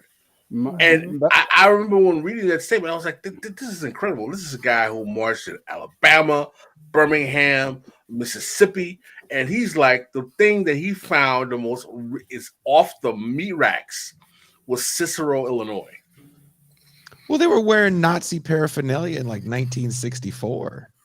Well, I like to talk about when I lived in Pennsylvania and go visit my mom in Ohio, and I saw more Confederate flags there than in Georgia in 2003 and 4. And I would literally be like, well, what's your fucking excuse? Because at least like the people where I'm from like hide why they're doing this and will say it's like heritage or some stupid bullshit. But like you can't even do that. Like and you feel okay with that? And I was shocked, and I was also shocked by what even white liberals who considered themselves anti-racist. My school had a lot of people from Michigan, Ohio, and Pennsylvania in it when I went to the school in the South, because they were diversifying regionally, i.e., getting more money from upper middle class neighborhoods that were in the Rust Belt.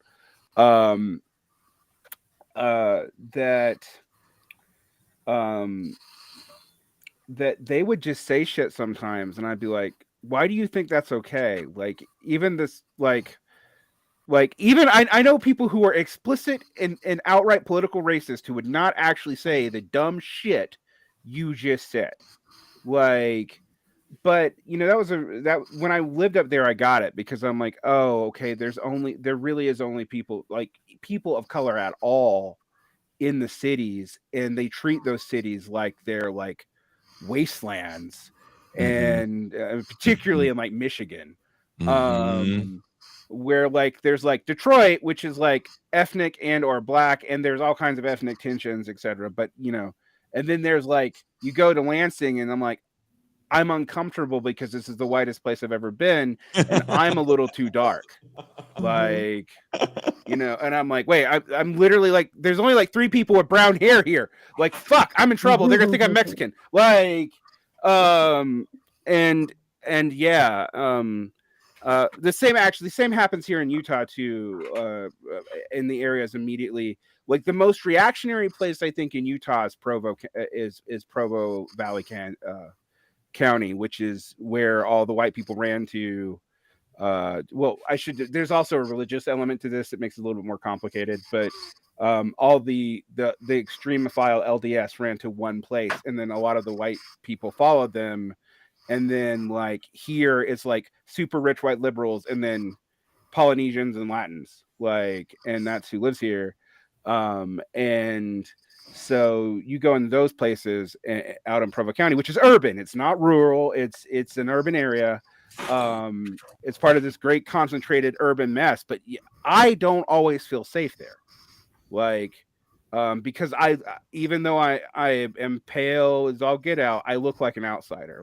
Because everybody here, they're not just white. They're all from like 3 families, that came over from New York with like the Mormon immigrations, and that's who's there. Oh, like, dude, if you're in the wrong like white place and they think you're a white ethnic. When I was in North Dakota, we had this head chef that was from the Boston or Connecticut, I can't remember, and he was Italian but had a large nose, and he was also a bit of an alcoholic and was very upset. So when you work in those environments, you work in shifts where you live on site for so many weeks a month. And we were working 6 weeks on, you got 2 weeks off, and you have to leave the facility for your 2 weeks off.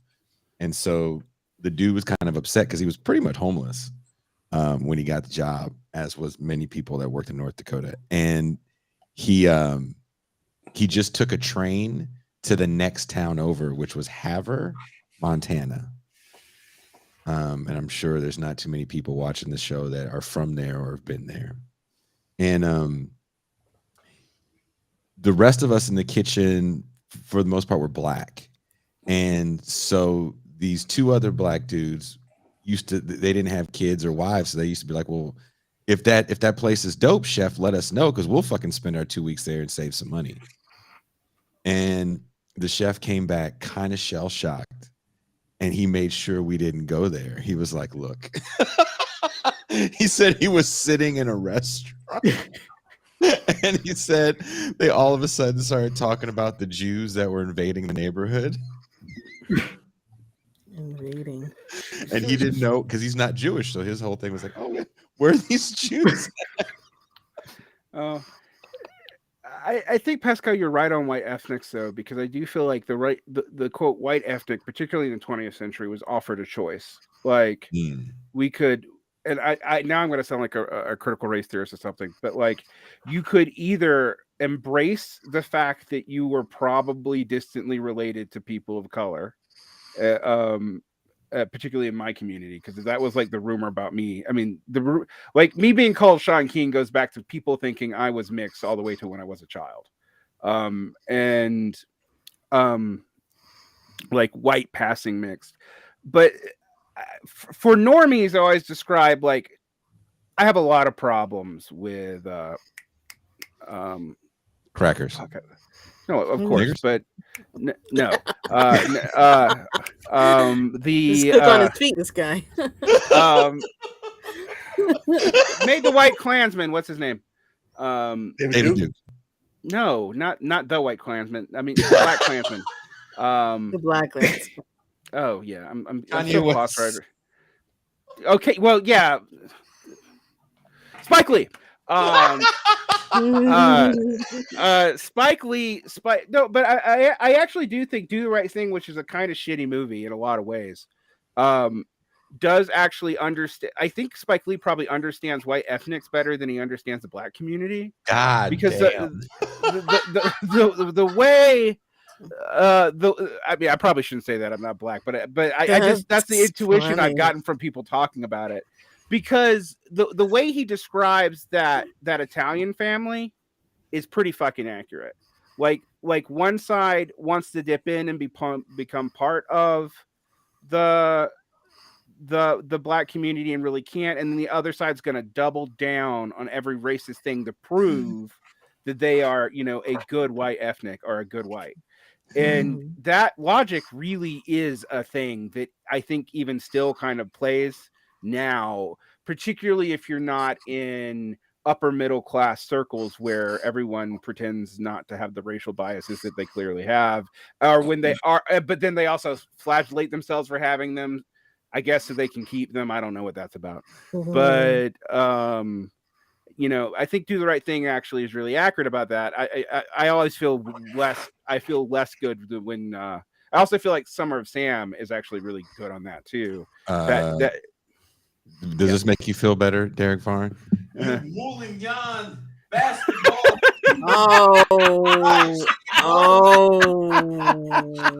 Clearly, we won't be monetizing this video. No, we won't. Look, it's a dolly shot. It's a dolly shot. But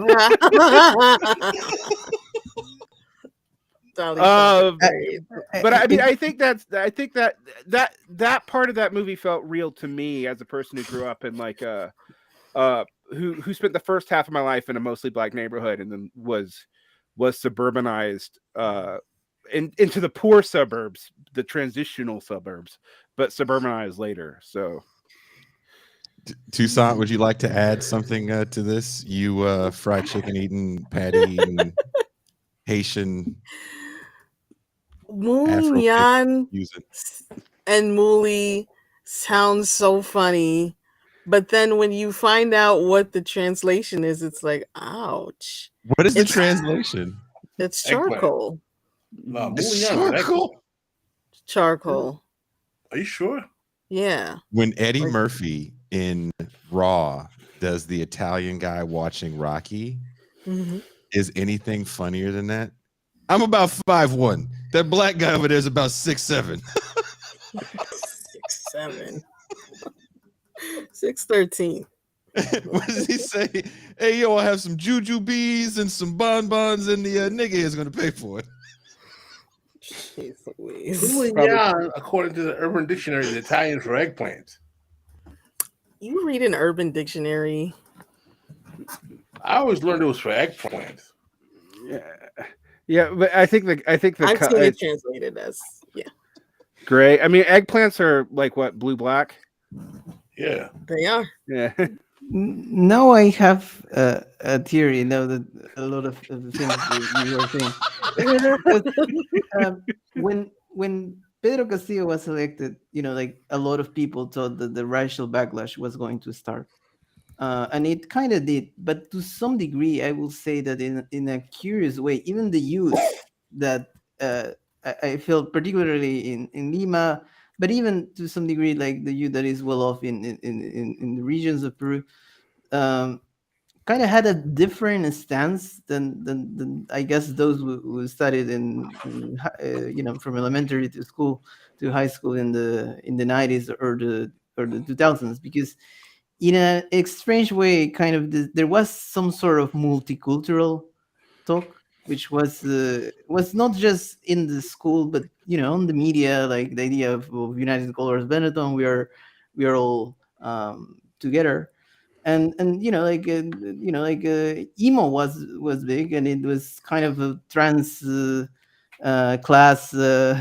collaboration in some way. Like it was strange, as strange as it was in not just in Peru and Latin America. So it was kind of there was points of encounter, but kind of in the end of the flip sides in some way, like when basically in the end of the oath and the you know, the early of 2010s, well, there was kind of a different talk on gender issues, you know, like both of feminism and gay rights become much more common, like the talk about like racial tolerance or, you know, kind of pluralism kind of vanish in a way. So it is a very kind of a strange issue, which probably explains why some of the rhetoric that has been in particular in the far right sectors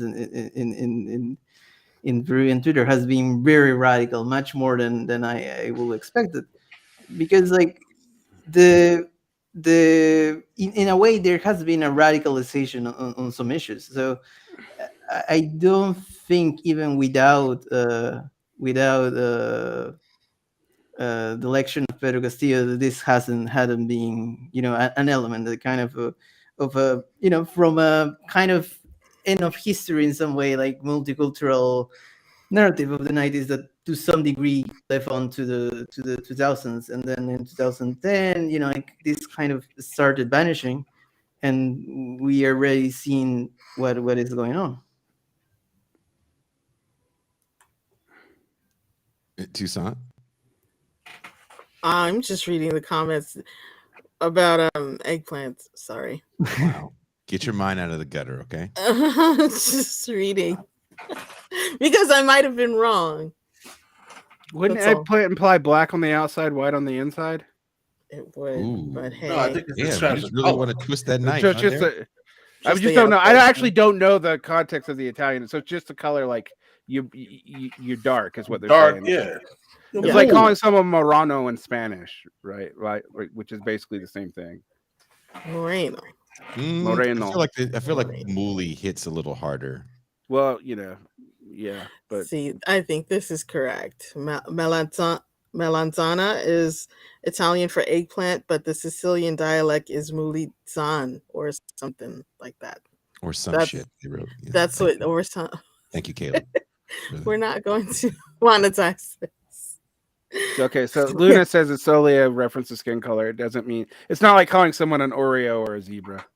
Okay, got it. Or a Negro, you said? Or a coconut. Oreo. Okay. Oh, hey, calm down there, pronunciation man. All the words. You got all fired up and got real southern. Like, well, wait a second here.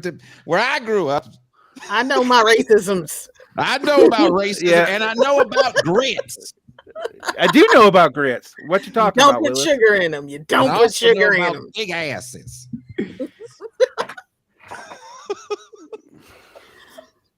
See, you got quiet. He on got that quiet. shit.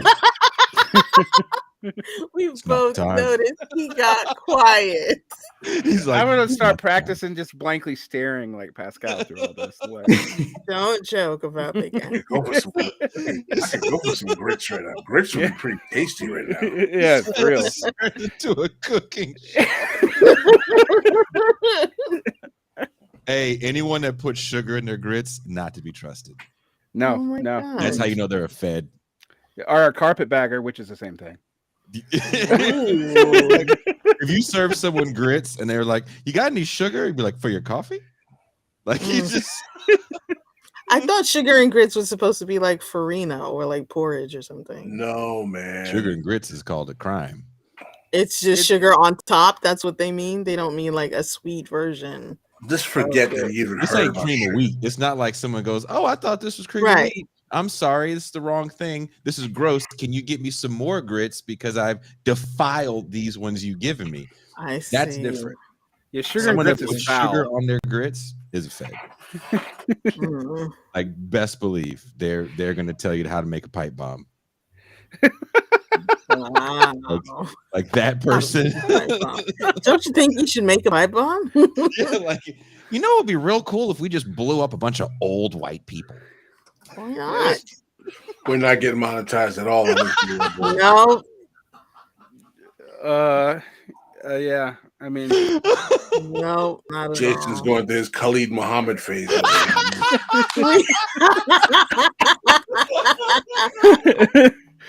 Fuck the white man. Fuck the white man's mama. And Kanye was right. Wait a minute. No. I take that back. Jews.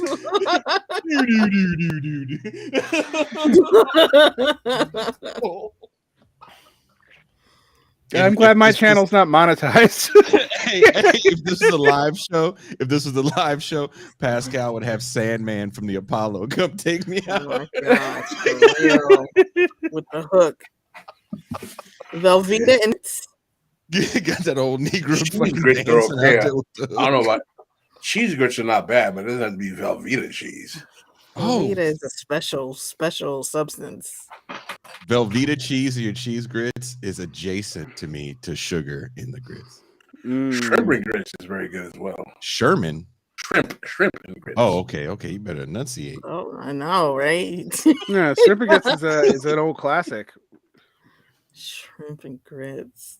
You can do a lot of stuff with grits. You just can't put sugar in them. Well noted. Well noted. I don't think M2. Have you ever had grits? Yes, I've had all manner of grits. grit type porridgey things. I've had all of Toussaint it. eats grits like Joe Pesci in Lethal Weapon 2. What exactly is a grit? Was it my cousin Vinny? What is a grit? What is it? Grits. One grit. How much for one grit? Put it in the hand.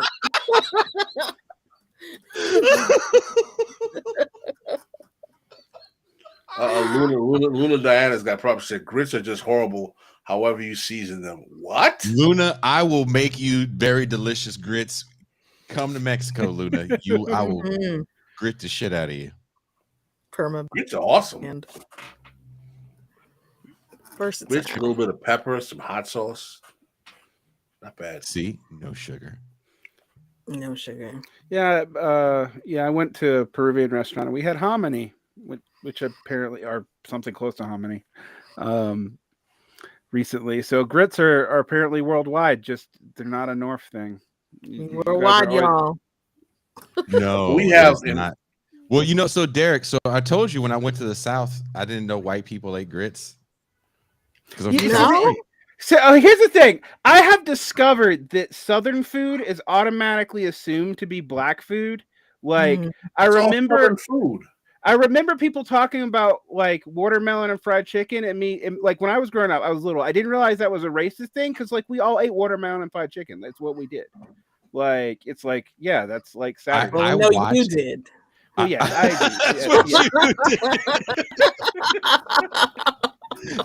Big Mama, can we have some more watermelon and fried chicken? Yes, baby. You go on in the kitchen. Mm-hmm. I didn't eat chitlins as a kid, so at least.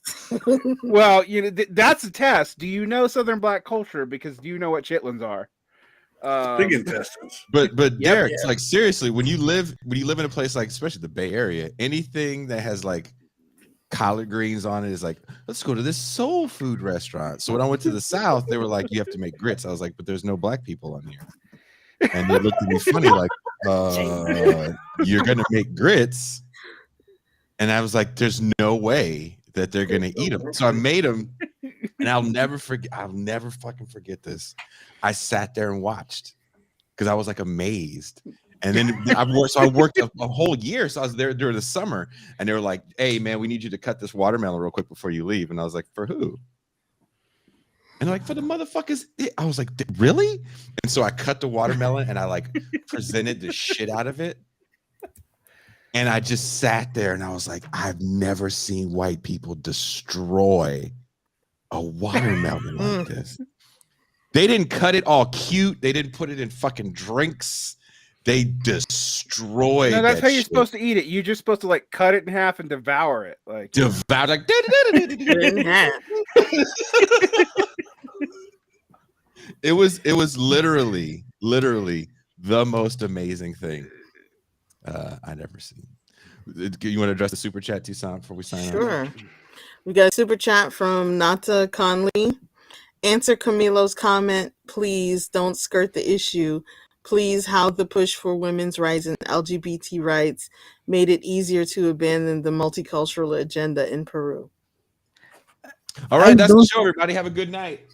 No, I don't think it was kind of used to abandon completely the issue. But I think, like even a narrative within the more left-wing feminists is that kind of the liberal feminists at least don't care about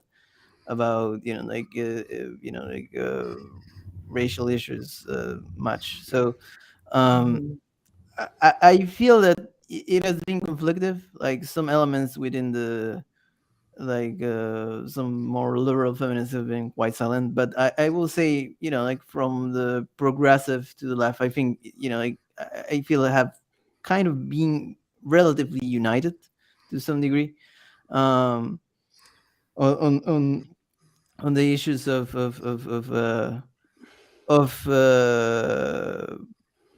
of movement to kind of, like fight, like inequalities from a kind of broad perspective.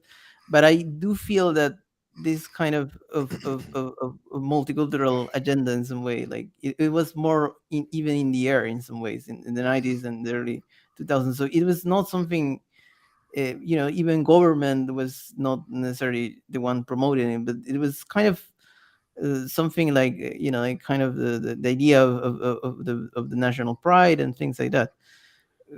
But with kind of economic growth, like a lot of the divisions between those who had resources, those who hadn't, um, become much bigger. So that kind of led to the to this kind of division.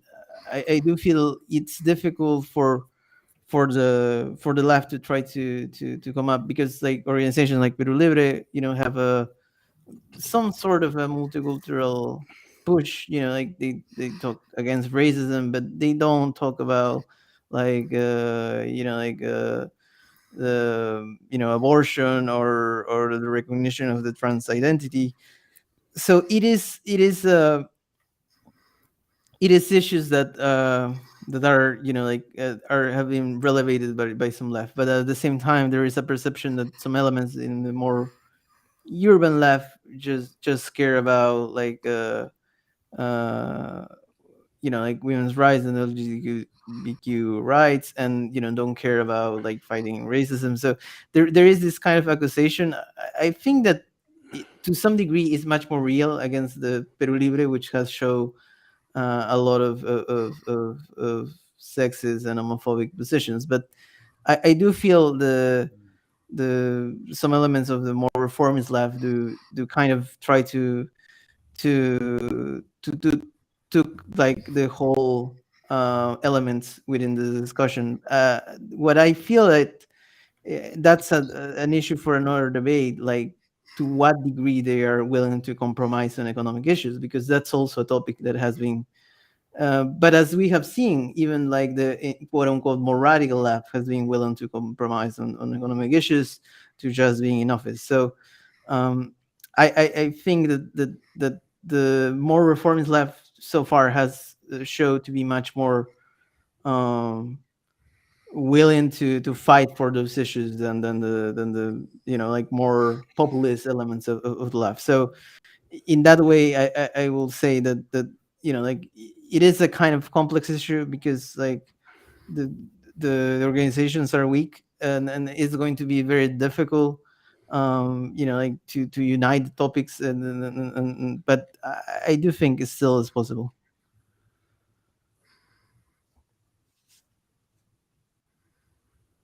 What you have to say about that, Toussaint? That sounds like a very thorough answer. Wow. And I did wonder about that too. So, I mean, we're living at a time where we have Putin talking about wokeness.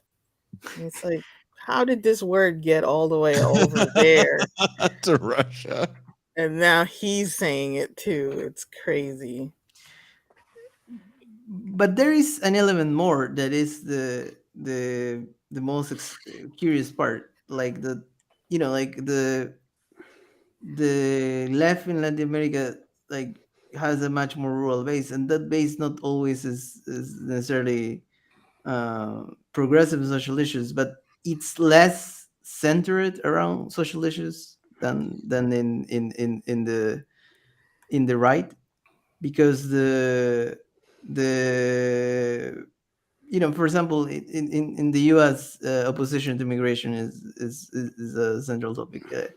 There is not something like like equal, even if some countries, as Barn has mentioned, like in Chile, there was even like some of the left wing parties were not too sympathetic to immigration, even from Latin Americans. But the I do feel that the like by putting the center on economic issues, I do feel like they kind of uh, uh, had the possibility of moving different topics at the same time. So I at the same, I think that what makes complex things, particularly in the Andean region, um, is that the left in some way, like, you know, in some countries, people is uh, the, you know, the call of the quote unquote the Brahmin left versus the merchant right, or things like that.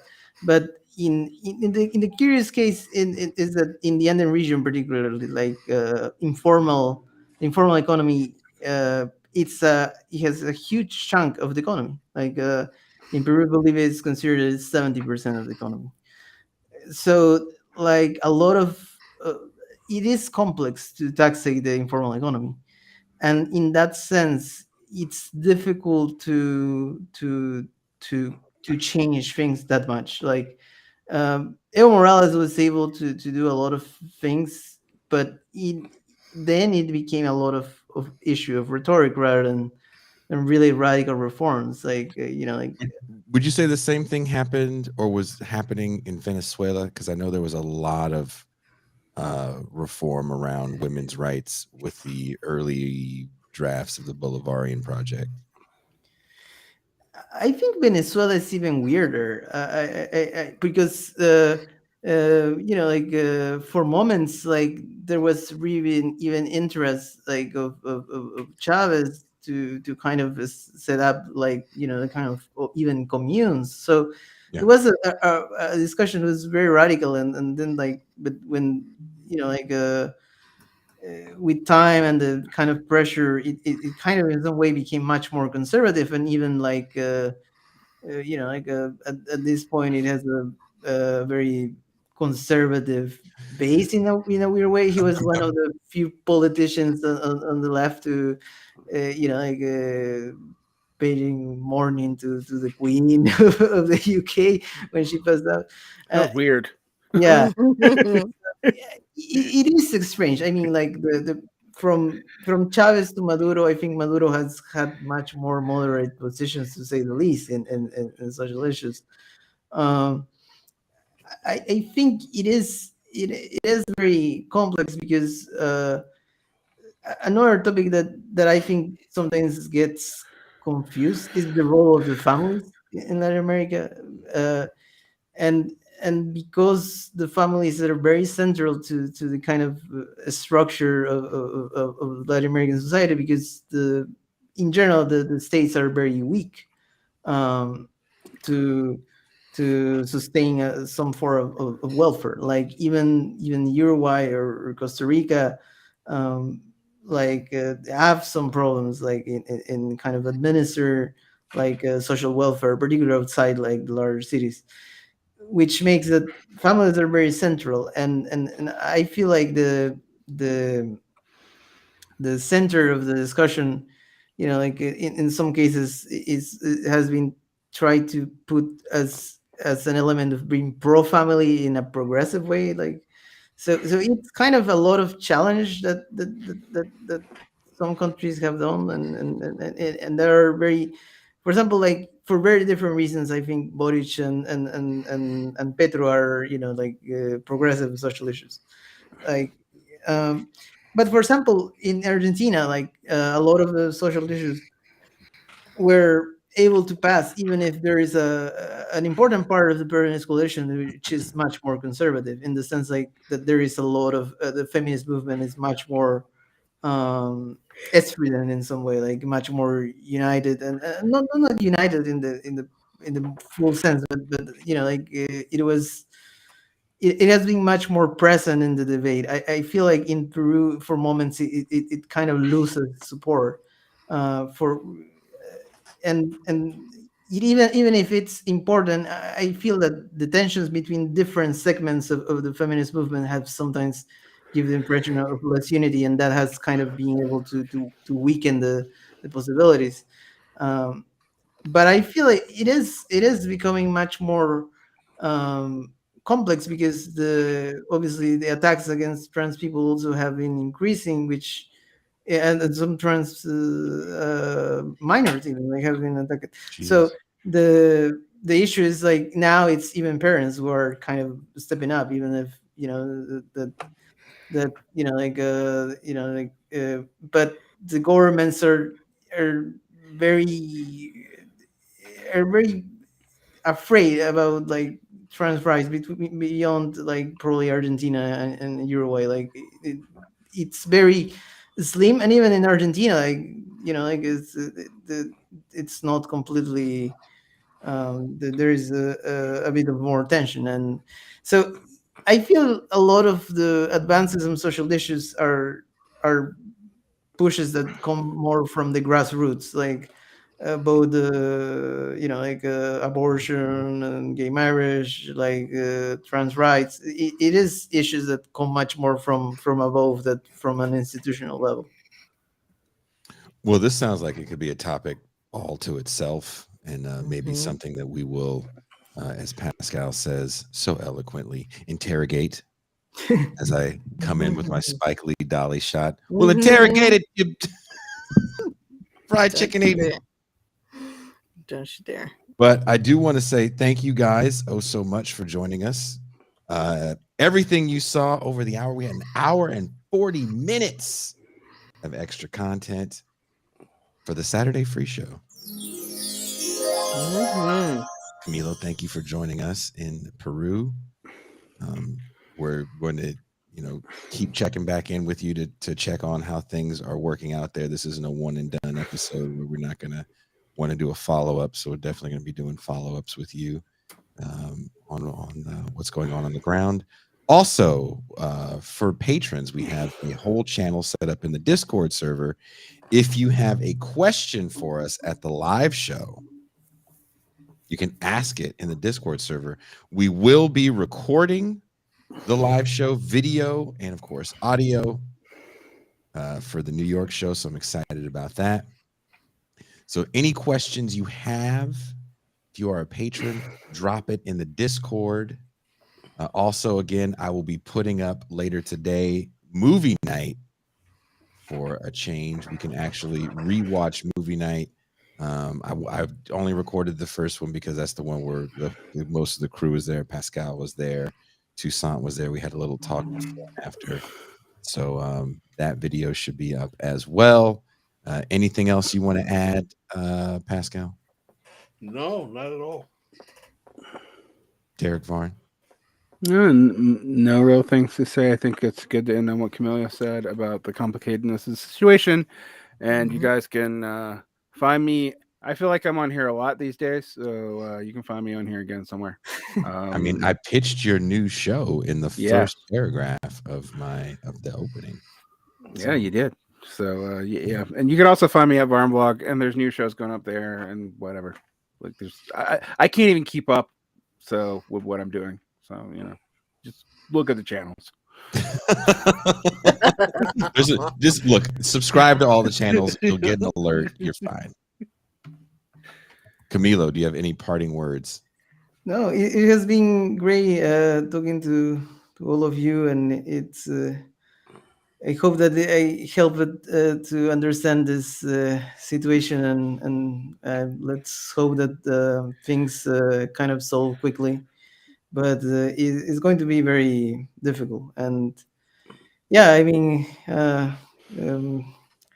waiting for an exit to this crisis